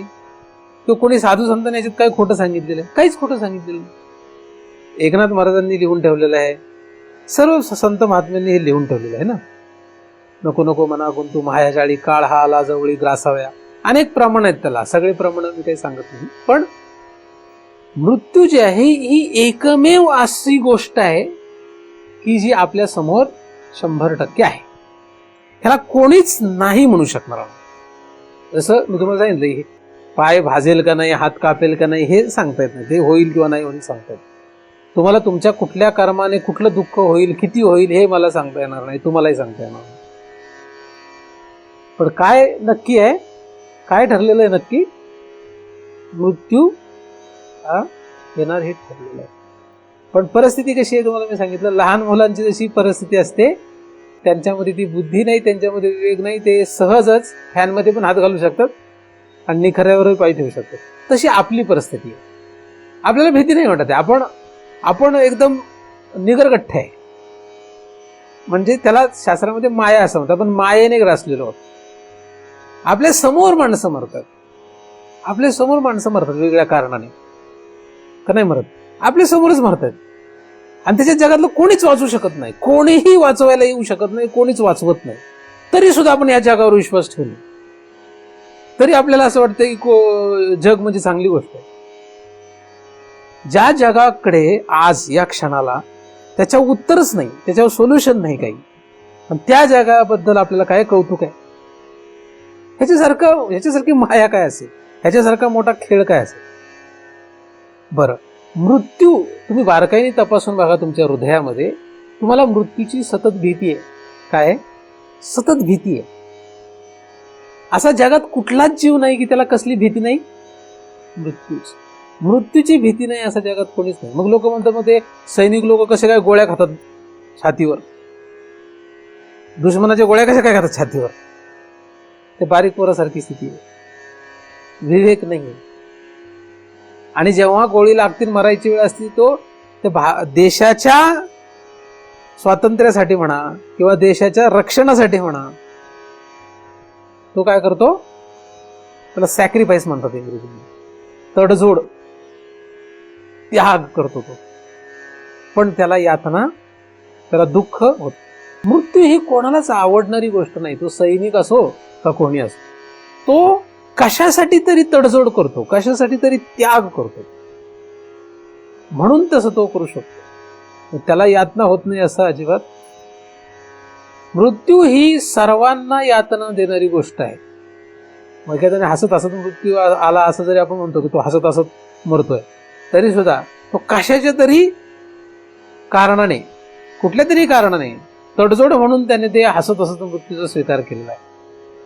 पण काही काही यातना कशा असतात, आपण हसत हसत स्वीकारू शकतो, असं होऊ शकतं. जसं आई आपल्या लेकरासाठी कितीतरी यातना काय करते, हसत हसत सहन करते. मग त्याला ते यातना होत नाहीत का? होतात. पण ती कशासाठी करते, त्या लेकरासाठी जशी यातना सहन करते, तसं एखाद्या देशासाठी किंवा कुठल्या तरी कारणासाठी त्या मृत्यूच्या सुद्धा यातना सहन करतो. इतका तो ताकदवान असतो. सगळेच असतात असं नाही. आता जे मरतात गोळी खाऊन मेले ते काही सांगायला परत येत नाही. पण तुम्ही बघा, जे वाचलेत त्यांना विचारा काय वाटलं. आपल्या एका भारतातल्या एका सैनिकाला पाकिस्तानचे लोक घेऊन गेले आणि त्याला अंधारा कोठडीत ठेवला आणि त्याची रोजची परिस्थिती अशी होती की मरणच त्याच्यासमोर. कधी ते मारतील त्याचे अनेक हाल केले. तुम्हाला माहीत असतील का नाही मला माहित नाही. तो माणूस काही एक वर्षापूर्वीची पण घटना गोष्ट नसेल. आता वास्तविक काय, त्याला तो मरू शकत होता ना, आणि मेला असतं तर काय, देशासाठी मरतोय, त्याला माहित होतं ना देशासाठी मरतोय, पण तरी तो भेदरला, घाबरला. आणि जेव्हा परत आला, वाचला, तो वाचल्यानंतर तो इतका खुश झाला. मग घरचे खुश झाले, तो खुश झाला, वाचलो. मेला असता सगळे म्हणलं शहीद झाला वगैरे. मृत्यू ही गोष्ट जी आहे ही भीतीदायकच आहे. तुम्ही ती कशी स्वीकारताय याच्यावर त्याची भीतीदायकपणा, त्याच्या यातना संपत नाही. तुम्ही स्वीकारली तरी सुद्धा ती काय, ती दुःखदायकच आहे, ती भीतीदायकच आहे. आपण कशीही स्वीकारली तरी. मग हा मृत्यू जो आहे तो कोणाचा कधी येतो हे काही सांगता येत नाही. तुमचा माझा मृत्यू हा कोणालाही सांगता येणार नाही. काही योगी, थोर योगी असतील तर त्यांना सांगता येऊ शकतो की कधी मृत्यू आहे, पण ते फार अपवादात्मक काही योगी असतात. आपण त्या वर्गात येत नाही. त्यामुळे आपला मृत्यूच आपल्याला माहित नाही. आणि मृत्यू हेच जगातलं सगळ्यात मोठं दुःख आहे. इतकं भयानक दुःख आहे की तुम्ही एखाद्याला, तुम्हाला जर ते दुःखाची व्याप्ती लक्षात घ्यायची असेल तर तुम्ही कोणालाही मर तू असं म्हटलं तर काय होईल, त्याला बरं वाटेल का? अगा मर हा बोल न साध, तो सहनच होत नाही. तुम्ही कोणालाही गमतीने म्हणत मर तू, आता तू मेलाच पाहिजे असं म्हटलं की काय म्हणणार तू? एखाद्याला आपण म्हटलं तू मरायलाच पाहिजे असं म्हटलं तर काय होईल? काय तू मरायलाच पाहिजे उद्या असं जर एखाद्याला आपण म्हटलं तर तो काय म्हणणार? वा छान, थँक्यू असं म्हणणार काय? असं नाही म्हणणार. तो काय म्हणणार? माझ्या मरणावर उठला का, त्याला माझं काय खोटं बोललोय असं जर म्हटलं तर तो परत आपलं तोंड बघेल का? तो परत आपलं तोंडच नाही बघणार. म्हणजे तो मरणार नाही का? तो मरणारच आहे. म्हणून सावध व्हा. काय विवेक जो आहे तो लक्षात घ्या की मृत्यू जी आहे ही जगातली सगळ्यात दुःखदायक गोष्ट आहे. आपल्या आयुष्यात येणाऱ्या कुठल्याही दुःखदायक घटना एवढ्या मोठ्या नाही. कितीही मोठं दुःख येऊ द्या आपल्याला, कितीही मोठं दुःख, ते किती मोठं नाहीये, मृत्यू इतकं मोठं नाहीये. बघा, नुसतं एक विचार जरी तुम्ही रुजवला तर तुम्ही कुठल्याही दुःखाने दुःखी होणार नाही. परमार्थाचा किती मोठा फायदा आहे, हा व्यावहारिक फायदा आहे. तुम्ही हा जरी विचार दृढ केला की मृत्यू इतकं मोठं दुःख आहे का, ते काय होईल? आपण शांत होऊ. काय होऊ? शांत असेल. आणि मग इतर जी छोटी मोठी दुःख असतात ती आपल्याला सहज सहन होतील, काहीच वाटायचं नाही, त्याचा त्रास नाही होणार त्याला. पण मृत्यू हे भयानक दुःख आहे. पण मग मृत्यू जसं छोट्या मोठ्या दुःखांची उत्तर आपण शोधण्याचा प्रयत्न करतो, तसं मृत्यू या दुःखाचं सुद्धा काय करायला, उत्तर आपल्याला शोधावं लागेल. ते उत्तर जे आहे तो म्हणजे परमार्थ, आपल्याला परमार्थ करावा लागेल. हा मृत्यू जो आहे हा एकमेव दुःख नाहीये खरं तर. तुम्ही म्हणाल की मृत्यू हे एकमेव दुःख आहे का? नाही. मृत्यू ही दुःखाची सुरुवात आहे. काय? मृत्यू हा किती भयानक आहे हे आपल्याला माहित नाही. मृत्यू किती भयानक आहे याचा जर आपण विचार करायचा ठरला तर मी अनेक वेळा हे पूर्वी सांगितलेलं आहे की मृत्यू म्हणजे कशी गोष्ट आहे. मृत्यू म्हणजे काय आहे नक्की? मृत्यू म्हणजे आपण जेव्हा, तुम्ही जे इथे बसलेले आहेत सगळे, तुम्हाला प्रत्येकाला वाटतंय की मी इथे बसलोय, बरोबर आहे? वाटतंय का नाही? प्रत्येकाला वाटतंय मी बसलोय, मी ऐकतोय. हा जो कोणी आतमध्ये तुमच्या आहे, या शरीराच्या आतमध्ये, तो जो मी आहे, तो मी म्हणजे काही आता ब्रह्म नाही, तो मी जो आहे तो जीव आहे. हा जो जीव आहे तुमच्या आतमध्ये असलेले तुम्ही, तुमच्या या शरीराच्या आतमध्ये असलेले तुम्ही जे आहात, हे तुम्ही जेव्हा मृत्यू येतो तेव्हा काय होतं? तेव्हा ह्या शरीराला सोडता. काय होतंय? सोडता म्हणजे तुम्ही स्वतःहून सोडता. काय आपण स्वतःहून हे सोडतो का? आपण स्वतःहून सोडित नाही. म्हणजे कशाहून तुम्ही म्हणाल की सोडत नाही? बघा, कधीच आपल्याला वाटत नाही हे सोडावं, कोणालाच वाटत नाही. आपण हे सोडावं असं आपल्याला वाटतंय का? चला आता उद्या सोडून टाकतोय असं वाटतंय कोणाला? अत्यंत दुःखी झालेला मनुष्य आत्महत्या वगैरे करतो तो वेगळा विषय आहे, अपवादात्मक गोष्ट, त्याचा तो विषय मी आता सांगत नाही. पण साधारणपणे काय, कोणालाच असं वाटत नाही की मी आता हे सोडतो, बरोबर आहे? म्हणजे ही सोडण्याची आपल्याला इच्छा नाही. पण तरी माणसं मारतात, म्हणजे तरी याच्यातून ते बाहेर जातात. याचा अर्थ त्याला कोणीतरी घेऊन जातं. कोण घेऊन जातं? तर त्याला यमदूत घेऊन जातात. यमदूत यमदूत जे त्याला घेऊन जातात तेव्हा कसे घेऊन जाणार? आता ज्या गोष्टीमध्ये आपला जितका जीव गुंतलेला असतो त्या गोष्टीपासून दूर जायला तितक्या यातना होतात. मृत्यूच्या स्वतःच्या यातना वेगळ्याच आहेत.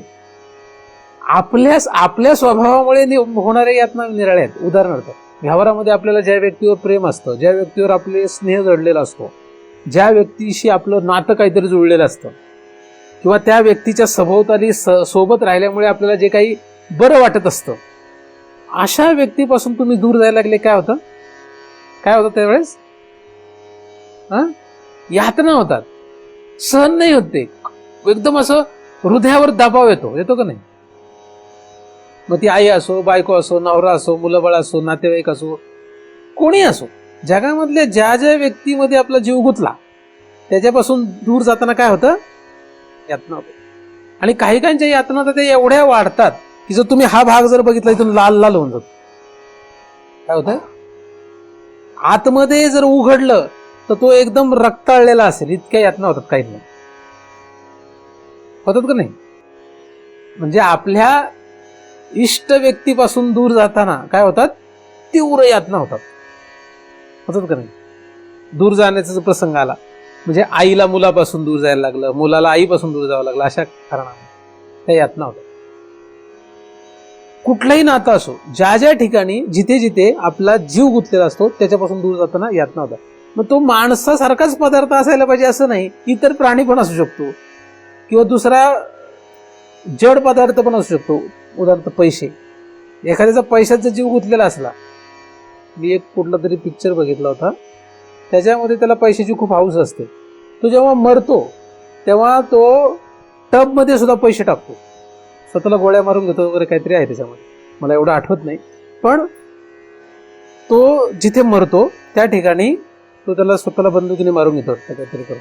तर त्याच्यामध्ये त्या बाथरूममध्ये तो त्या टबमध्ये झोपतो आणि त्या टबमध्ये सर्वत्र पैसे टाकतो, नोटा, आणि अंगावर पण सगळे नोटा टाकून पैसे. त्याला त्याचा विरह सहन होत नाही, त्याला माहिती मी मरणार आहे, तरी सुद्धा त्या पैशापासून ताटातूट त्याला सहन होत नाही. म्हणजे एखाद्याला पैशाची जरी हौस असेल तर पैशापासून तो दूर जाऊ शकत नाही, त्याला ते ताटातूट काय होत नाही? सहन होत. जितका त्याच्यात काय झालाय? जीव गुंतला. तुमचा ज्या पदार्थामध्ये जितका जीव गुंतला त्यापासून दूर जायला तितक्या यातना. एकदम सरळ गणित आहे, साधं गणित, बरोबर? आता आपल्या ह्या शरीरामध्ये आपला किती जीव गुंतलाय?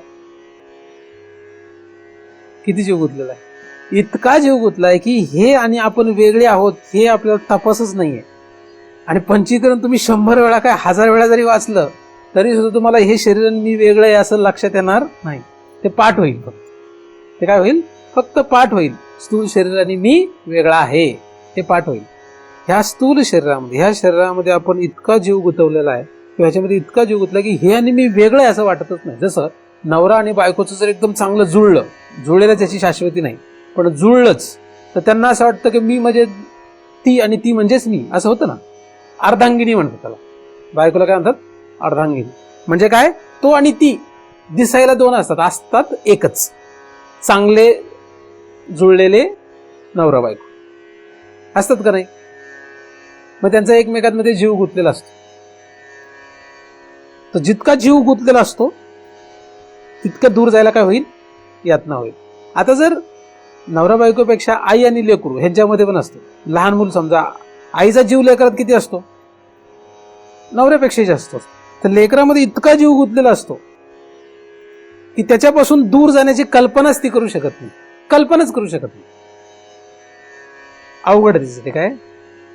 मग ताटातूट होणार असं जर कळत तिला यातना होतात प्रचंड. आता व्यावहारिक कारणासाठी दूर गेलं तर एवढं काय वाटत नाही. पण समजा लहान मुलं एखाद्या स्त्रीचं जर वारलं चुकून कुठल्याही कारणाने, तर तिच्यानंतरचे तिचं जवळजवळ आयुष्य अख्खं दुःखातच जात. दिसायला ती जगात दिसेलही, जगेल तशी, पण तिला कायम ते आठवत राहतं आतमध्ये.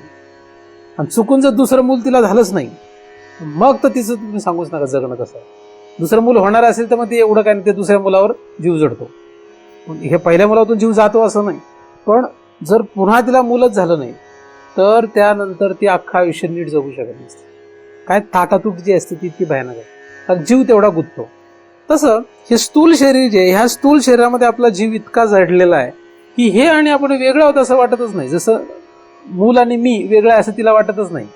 कारण मुलाने खाल्लं तिला तिचं पोट भरल्यासारखं वाटतं. मुलाने चांगले कपडे घातले की तिला वाटतं माझ्या इकडे चांगले कपडे आहेत. ती कशीही राहील पण त्या मुलाची सगळी व्यवस्था करते.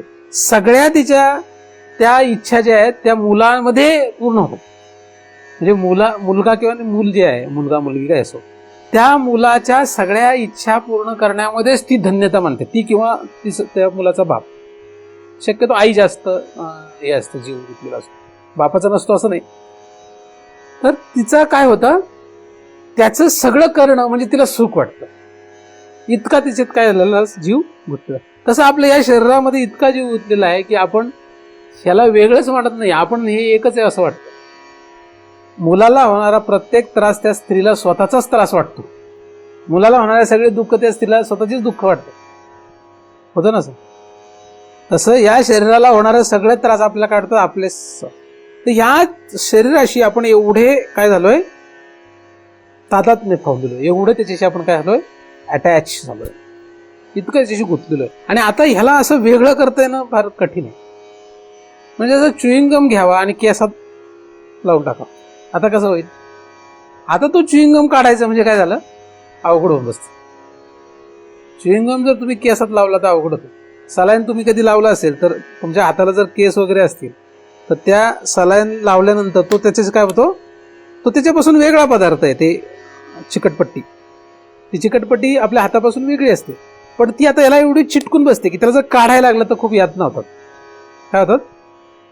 त्याला काढायचं म्हटलं तर खूप यातना होतात.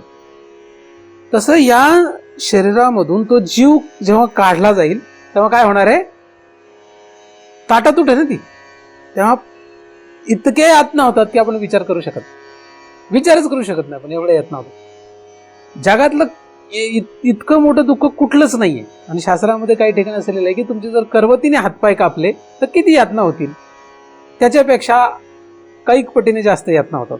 एका जागी जर असंख्य विंचू चावले तर किती यातना होतील, त्यापेक्षा कितीतरी जास्त यातना होतात असं शास्त्रात सांगितलं.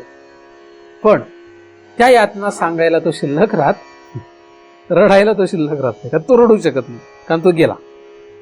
पण यातना तर होणारच. तर मृत्यूच्या वेळेस आपल्याला एवढ्या यातना होतात. आणि म्हणून ती माहिती अनंत वेळा आपण मेलेला असल्यामुळे आपल्या चित्तामध्ये काय छापून ठेवलेली आहे. म्हणून आपल्याला मृत्यूची सतत भीती आहे. आपण प्रत्येक वेळेस जो घाबरतो, आपण जगात कशालाच घाबरत नाही. सगळ्यात जास्त आपण देवालाही घाबरत नाही. आपण कोणाला घाबरतो? आपण फक्त मृत्यूला घाबरतो. जगातला प्रत्येक मनुष्य फक्त मृत्यूला घाबरतो. तो तोंडाने काही बोलत नाही. सगळ्यात जास्त भीती प्रत्येक जीवाला कशाची आहे? प्रत्येक जीवाला. तो वाघ असला तरी सुद्धा, वाघ असू दे, सिंह असू दे, का कोणीही असू दे, प्रत्येकाला भीती कुठली आहे? मृत्यू ही भीती. डॉक्टरला सुद्धा कशाची भीती आहे? मृत्यू. त्याला सुद्धा भीती. दाखवायला कोणी काही दाखवण्याचं काही नसतं. मग या एवढ्या यातना ज्या आहेत ह्या यातना होणार आहेत आपल्याला कधी. आणि फक्त ताटातूट होताना तेवढे जे यातने तेवढ्यानेच काम संपत नाही, त्याच्या पुढे खराच खेळ सुरू होतोय. तुम्हाला आधी सांग, मृत्यू हा शेवट नाही. मृत्यू हा शेवट ज्यांना वाटतो ते मूर्ख जमात आहे. तुम्ही तसं समजत असाल तर तुम्ही मूर्ख वर्गात आहात. असं काही समजू नका. जर समजत असाल तर मृत्यू ही काय आहे? सुरुवात आहे. मृत्यू काय आहे? मृत्यूनंतर खरा खेळ सुरू होतो. आता काही नाहीये, मृत्यूनंतर सुरू होणार आहे. मृत्यूनंतर होतं काय? मृत्यूनंतर कोणी मानो अथवा न मानो, शास्त्र आणि साधू संतांनी जे सांगितलेलं आहे त्याप्रमाणे मृत्यूनंतर तो जीव यमलोकी घेऊन गेला जातो. कुठे घेऊन जातो? त्याला यमलोकी घेऊन जातो. आणि यमलोकामध्ये गेल्यानंतर पहिल्यांदा तिथे त्याला त्याचे सुख दुःखाचे भोग दिले जातात. काय केलं जातं?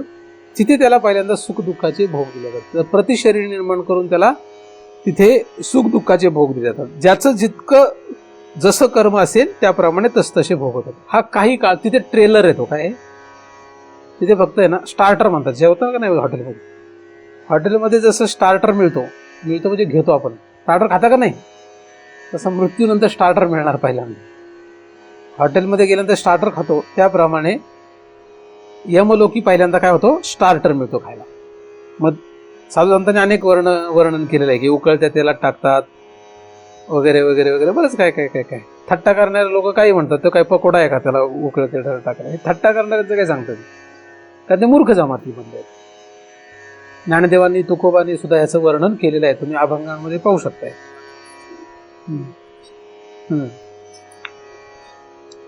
बहुसाल त्याचा हिशोब नाही, किती वेळ ते सांगता येत नाही. निष्ठुर येते, दयामया अजिबात नाही.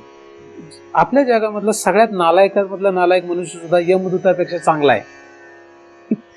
म्हणजे सगळ्यात जगातला नालायक मनुष्य कोण असेल, ओसामा बिन लादेन उदाहरणार्थ. मला माहित नाही त्याच्यापेक्षा नालायक असतील, पण असे नालायक जमत आहेत. तर ही जी आहे ना, ह्यांची हे तर काहीच नाही, हे सज्जन लोक आहेत यमदूतापेक्षा. यमदूत काय, यमदूताचं त्यांचं जर कंपॅरिझन केलं तर ओसामा बिन लादेन म्हणजे सज्जन मनुष्य. तो दाऊद इब्राहिम म्हणजे कोण, सज्जन मनुष्य. म्हणजे ज्यांनी स्फोट करून अनेक हजारो लाखो लोक मारले असतील, हे लोक काय आहेत, ही सज्जन आहेत. कोणापुढे, यमदूतापुढे. निष्ठुर हा शब्द त्यासाठी वापरला त्यांनी. तर तिथे त्या ठिकाणी इतक्या यातना दिल्या जातात प्रत्येक जीवाच्या अधिकारानुरूप, म्हणजे त्याचं जसं कर्म असेल त्याप्रमाणे. आणि त्यानंतर त्याचं ज्या शरीरामध्ये प्रवेश होणं अपेक्षित आहे त्या लोकाला त्याला घेऊन गेला जातं.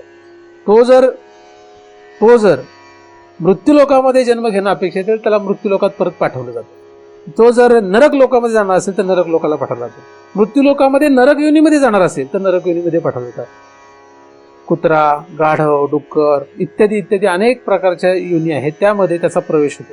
तो प्रवेश करत असताना तिथे पुन्हा तो प्रवेश त्याचा काही सहज होत नाही, सहज होण्याची शक्यता नाही. बराच काळ त्याला फिरावं लागतं. म्हणजे वातावरणात तो जीव फिरत राहतो. म्हणजे आपला जेव्हा जन्म झाला तेव्हा आपला जन्म काय लगेच आपल्याला यमलोकातून आपण खाली आलो लगेच जन्माला आलो असं नाही. आपण आल्यानंतर ह्या वातावरणात बराच काळ फिरत राहतो. सगळ्यात मोठी यातना काय असते, आपल्याला शरीर न मिळणं. सगळ्यात मोठी यातना काय तुम्हाला माहित नाही अजून, शरीर न मिळण्याची यातना काय असते माहित नाही, म्हणजे तुम्ही विसरले. शरीर न मिळणं ही काय आहे, म्हणजे मृत्यू होणं ही यातना आहे. पण त्याच्या पुढचं काय आहे, दुसरं शरीर न मिळणं ही अत्यंत भयानक यातना, या मृत्यूपेक्षा भयानक. आणि म्हणून ज्या जीवांना दुसरं शरीर मिळत नाही आणि ते जर पिशाच्या योनीला गेले तर ते दुसरं शरीर पकडतात. काय करतात, पिशाचे प्रकार माहिती ना, ते काय करतात, ते कोण आहेत, ते त्यांना दुसरं शरीर मिळत नाही.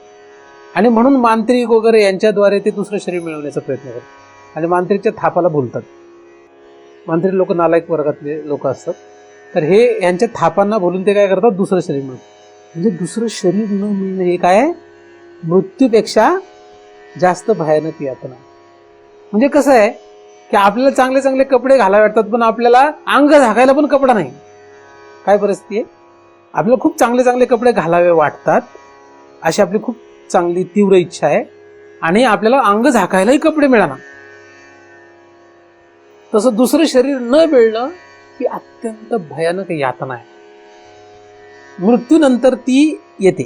म्हणजे यमलोकातून जेव्हा आपण त्या लोकाला जिथे जन्म होणार तिथे जाणार, त्या मधल्या काळामध्ये बराचसा काळ आपल्याला फिरत राहावं लागतं वातावरणावर. या ठिकाणी आपल्या सभोवताली असंख्य असे जीव आहेत जे आपल्याला डोळ्याने दिसणार नाही.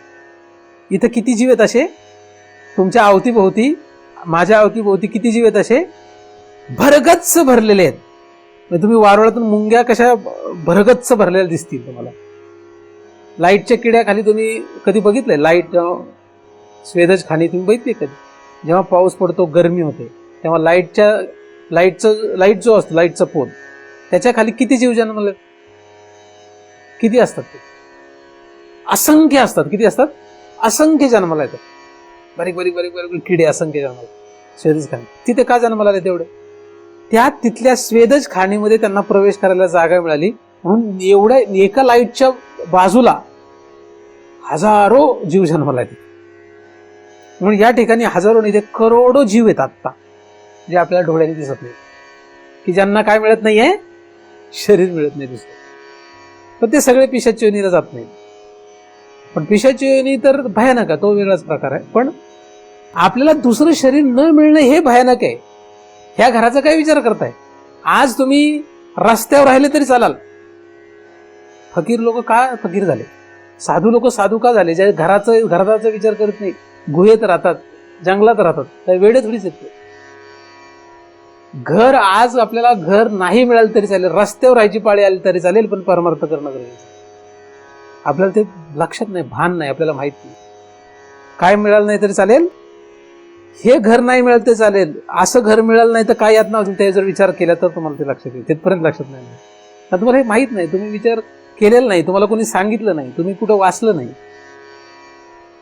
हे आपल्याला शिकवलं नाही आईबापाने, तर त्यांनाही माहित नाही, कारण त्यांना त्यांच्या आईबापाने शिकवलं नाही. तर मृत्यू हा भयानक जितका आहे त्याच्या कैक पटीने भयानक काय आहे? पुढचं शरीर न मिळणे. आणि मग पुढचं शरीर जर मिळालंच तर मग ती जशी माता असेल त्याप्रमाणे त्याचा जन्म होतो. मग त्या मातेच्या उदरामध्ये पुन्हा यातना, ते आपल्याला शास्त्रामध्ये सापडतं. मातेच्या उदरामध्ये काय यातना आहेत आणि तिथून बाहेर येताना काय यातना आहेत, आणि पुन्हा मग ते शरीर आणि त्या शरीराचं पुन्हा ताटात होतं. इथपर्यंत काय यातना होतात ह्या प्रत्येक जीवानुसार भिन्न असतात. दूध भरलेली कुत्री बघा आणि घरात आणून बांधून ठेवा, मग यातना काय असते दुसऱ्या शरीरातल्या कळतील. काय करायचं? एक गंमत करून बघा. तुम्ही चांगली कुत्री कायला पाळताय? तर दूध भरलेली कुत्री आणून घरात बांधून बघा, काय पाहिजे तर मी आणून देतो. चांगली कुत्री पाळू नका. चांगली कुत्री पाळलं तर तुम्हाला तर काय माणसापेक्षा त्यांचीच कौतुक वाटेल, हे की नाही? म्हणून चांगले कुत्रे पाळणारे मनुष्य पुढे जाणार आहे, त्याचा जन्म पुढचा कुत्र्याचा आहे. म्हैस पाळली, जन्म कुठला पुढे? पुढचा जन्म म्हशीचा. गाय पाळली तर गायचा होत नाही, कारण त्याचे कारण आहेत. पण कुत्रं पाळलं तर जन्म कुठला पुढचा? कुत्रा. गाय पाळली तर का नाही होत ह्याचं मी तुम्हाला आता चिंतन सांगत नाही, तो एक निराळा विषय. पण कुत्रं पाळलं तर तुम्ही पुढच्या जन्मात कोण होणार आहेत? म्हैस पाळली तर कोण होणार आहेत? जर्शी ती प्राणी पाळला तर पुढचा जन्म तुमचा तोच होणार आहे, ती गाय नाही आहे. तुम्हाला अनेक वेळा सांगतो मी. मग दुसरं काही पाळलं तर अजून काय होईल? तसंच होईल, है ना? तर त्या प्राण्याच्या शरीरामध्ये काय हाल असतात हे ते प्राण्याकडे नीट बघा, मग कळ.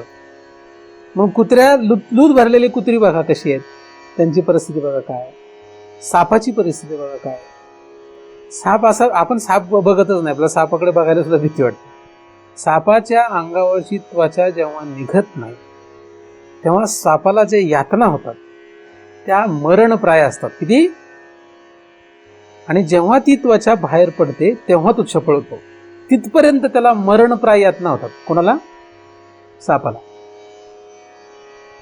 आणि ज्ञानेश्वरांनी त्याच्या गोळी पण लिहिली नाही.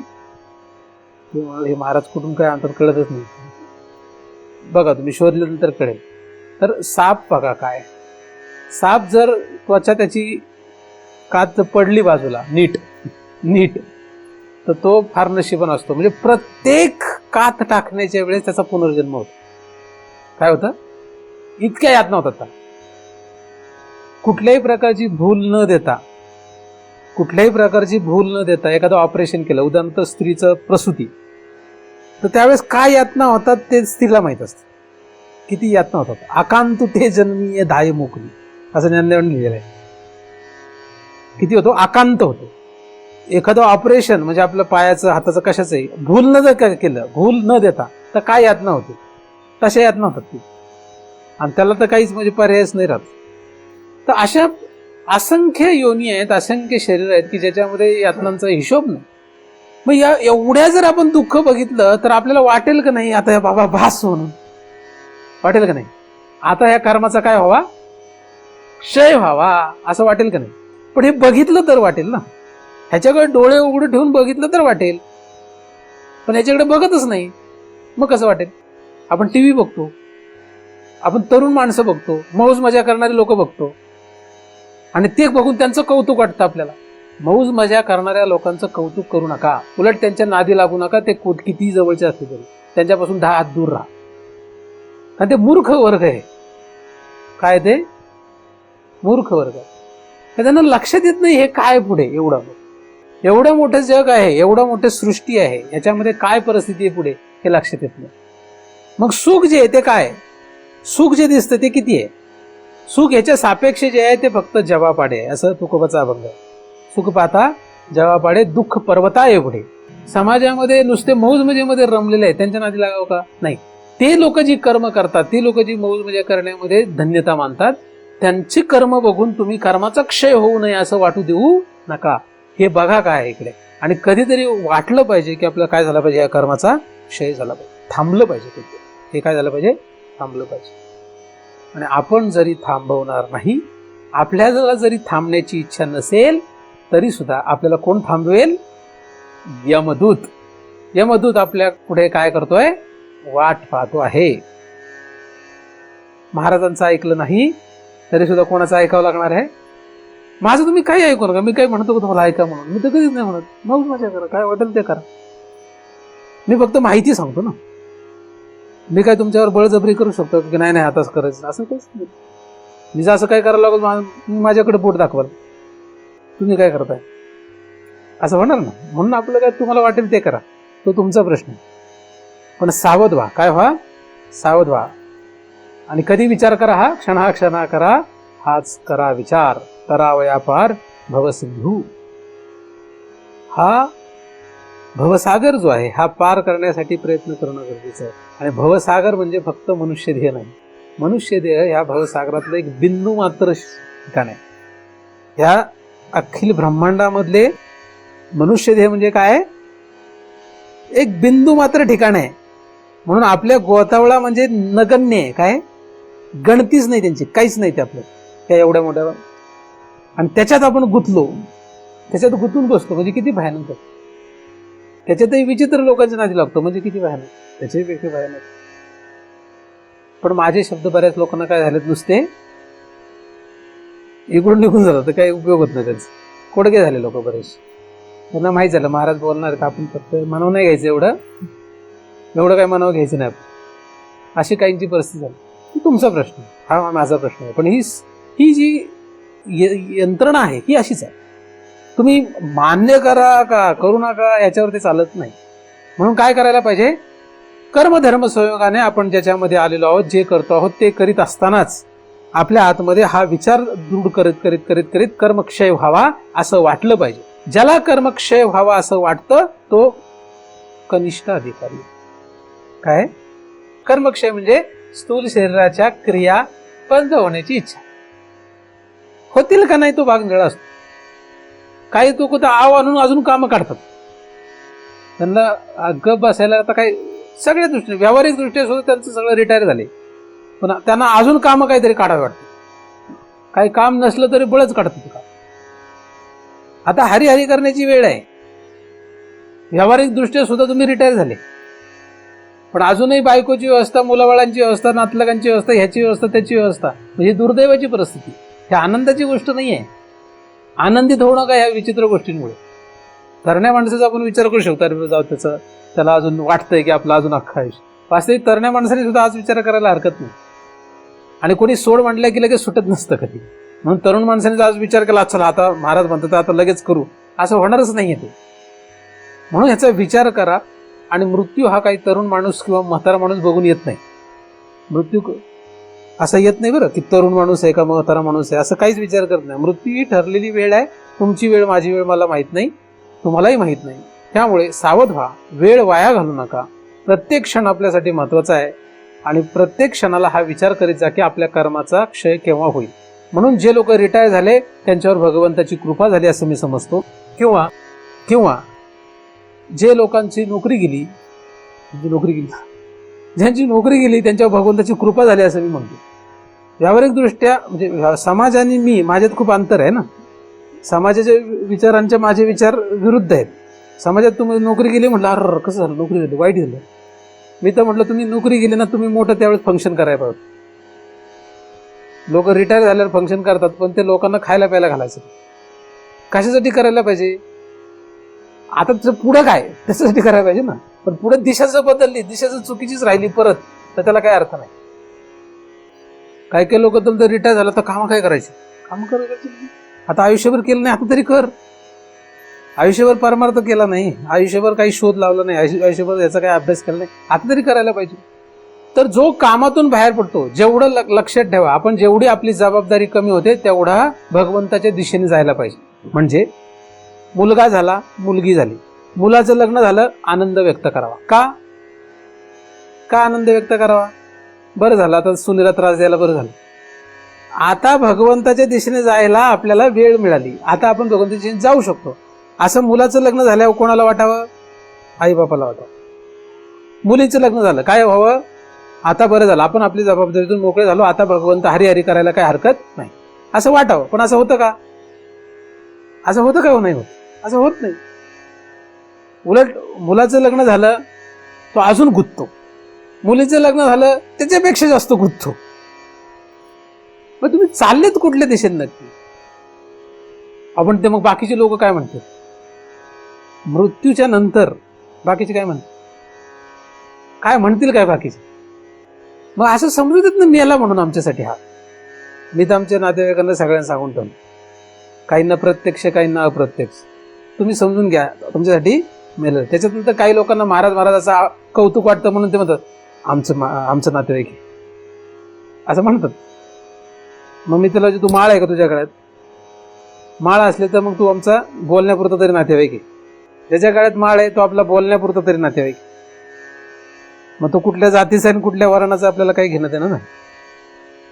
तर ह्या सगळ्यामध्ये गुंतू नका, वेळ आपल्याकडे अजिबात नाही. सावध व्हा. रोजच्या रोज जरी तुम्ही ह्या विषयावर चिंतन करत राहिले, फक्त शुक्रवारी करू नका. फक्त काय अशी परिस्थिती येऊ द्या की रोजच आपण चिंतन करू ह्याच्यावर. मी काय थकणार नाही, मी काय थकणार नाही. रोज जरी चिंतन झालं आपला हाच विषय, तर मी काही थकायचो नाही असं वाटतंय तरी खरं. आणि मी थकलो तर दुसरा कोणतरी तयार होईल, बरोबर नाही? म्हणजे फक्त शुक्रवारी, गुरुवारी, रविवारी अशा एखाद्या दिवशीच हा विचार करायचा नाही आपल्याला. आपल्याला कधी विचार करायचा आहे? प्रत्यक्ष. हा विचार केला तर त्याला दया येईल. कोणाला? आणि आपण हे जे जग आहे हे कल्पतरू आहे. तुम्ही ज्याचा विचार कराल तशी तुमच्यावर भगवंत कृपा करतो. भगवंत हा चराचरामध्ये व्यापलेला असल्यामुळे तुम्हाला सांगतो, भगवंत कृपा करतो. कशी करतो? भगवंत हा चराचरामध्ये व्यापलेला असल्यामुळे तुम्ही जिथे राहता तिथे पण कोण आहे? भगवंत आहे. कशामध्ये आहे? तुम्ही कशाला बघताय, तुम्हाला काय काय स्पर्श करताय, तुम्ही कशावर चालताय, याच्यावर सर्वांमध्ये तो भगवंत काय विद्यमान आहे. तो रिटायर्ड नाही, तो माजी नाही, तो काय विद्यमान आहे. कुठल्या काळामध्ये? भूत, भविष्य आणि वर्तमान काळामध्ये तो विद्यमान आहे. बरोबर आहे? मग तुम्ही घरात असो नाही तर कुठे असो, तुमची जी काही इच्छा आहे तो पूर्ण करणार आहे. कमी अधिक प्रमाणात सगळ्या इच्छा पूर्ण होणार. मग तुम्ही जर ही इच्छा ठेवली तर तो मिळणार नाही का? ती पूर्ण होणार नाही का? होणार. आपल्याला गोतावळ्याची हौस आहे म्हणून आपल्याला गोतावळा मिळतो. आपल्याला ज्याची ज्याची हौस होती ते पूर्ण झालंय. तुम्ही बघा, तुमच्या लहानपणापासूनचं आतापर्यंत जर आयुष्य बघितलं तर तुम्हाला ज्या ज्या इच्छा आल्या त्या सगळ्या पूर्ण झालेल्या आहेत. फक्त प्रमाण कमी अधिक आहे. काय आहे? सगळ्या इच्छा पूर्ण झाल्या. असं इथे बसलेलं एकही नाही की ज्याने इच्छा केल्यात आणि त्या कुठल्याच पूर्ण नाही झाल्या, असं एकही नाही इथे. म्हणजे याचा अर्थ तो देव जो आहे तो उपस्थित आहे. आता तुम्ही म्हणाल तर देवाने दिले असं कशावरून? त्याच्या कृपेशिवाय जगात काहीच चालत नाही. हा सूर्य सुद्धा त्याच्या कृपेशिवाय तळपू शकत नाही. हा वारा सुद्धा त्याच्या इच्छेशिवाय हलत नाही.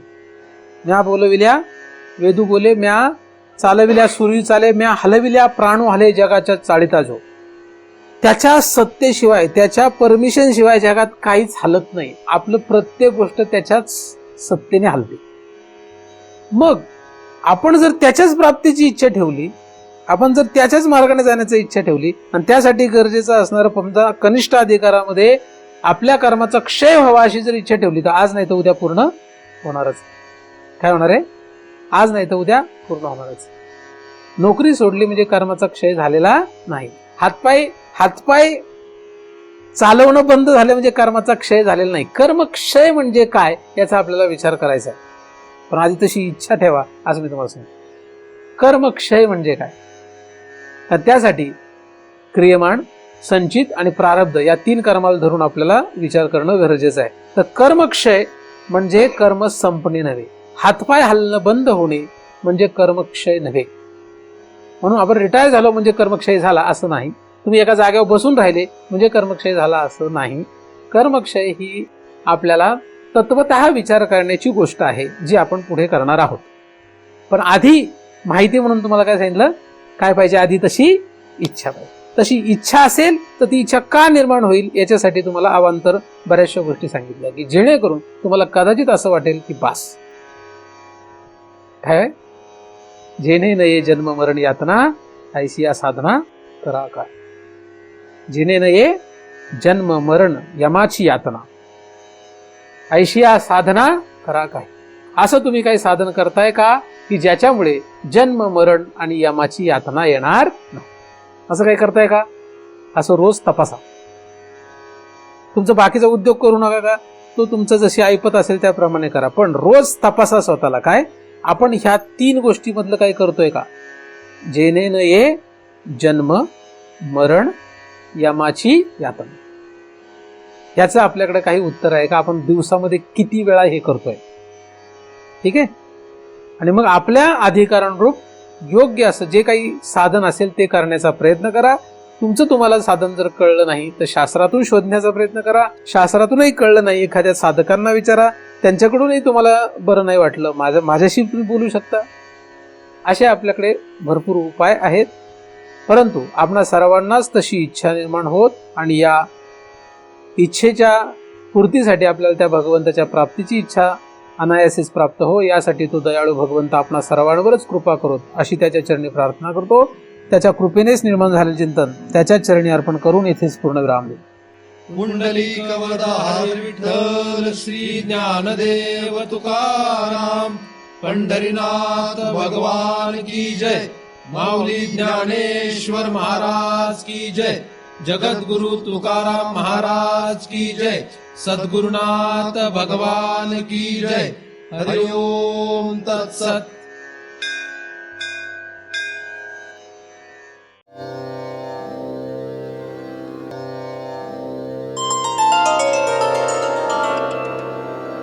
आता विश्वात्मके देवे येणे वाक्यज्ञे तोषावे.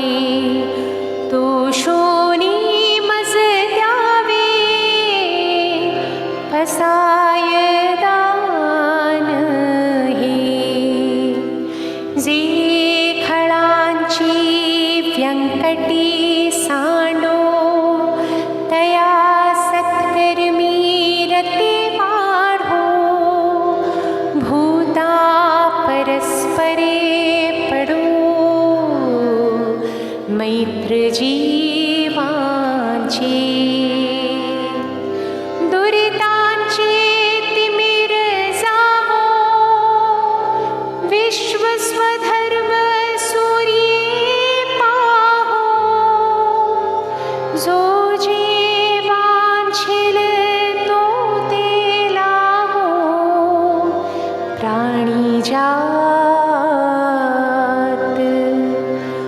वर्षत सकळ मंगळी. ईश्वर निष्ठांची मादियाडी. अनवरत भूमंडळी भेटतो भूता.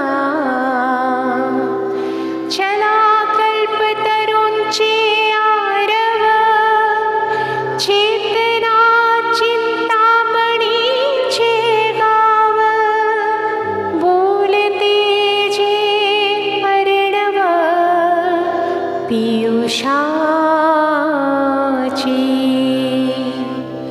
चंद्रमे जे अलांछन मार्तंड जे तापहीन. ते सर्वाही सदा सज्जन सूय रे होतु. किंबहुना सर्वसुखी पूर्ण होनी तिहि लोकी. भजी जो आदि पुरुखी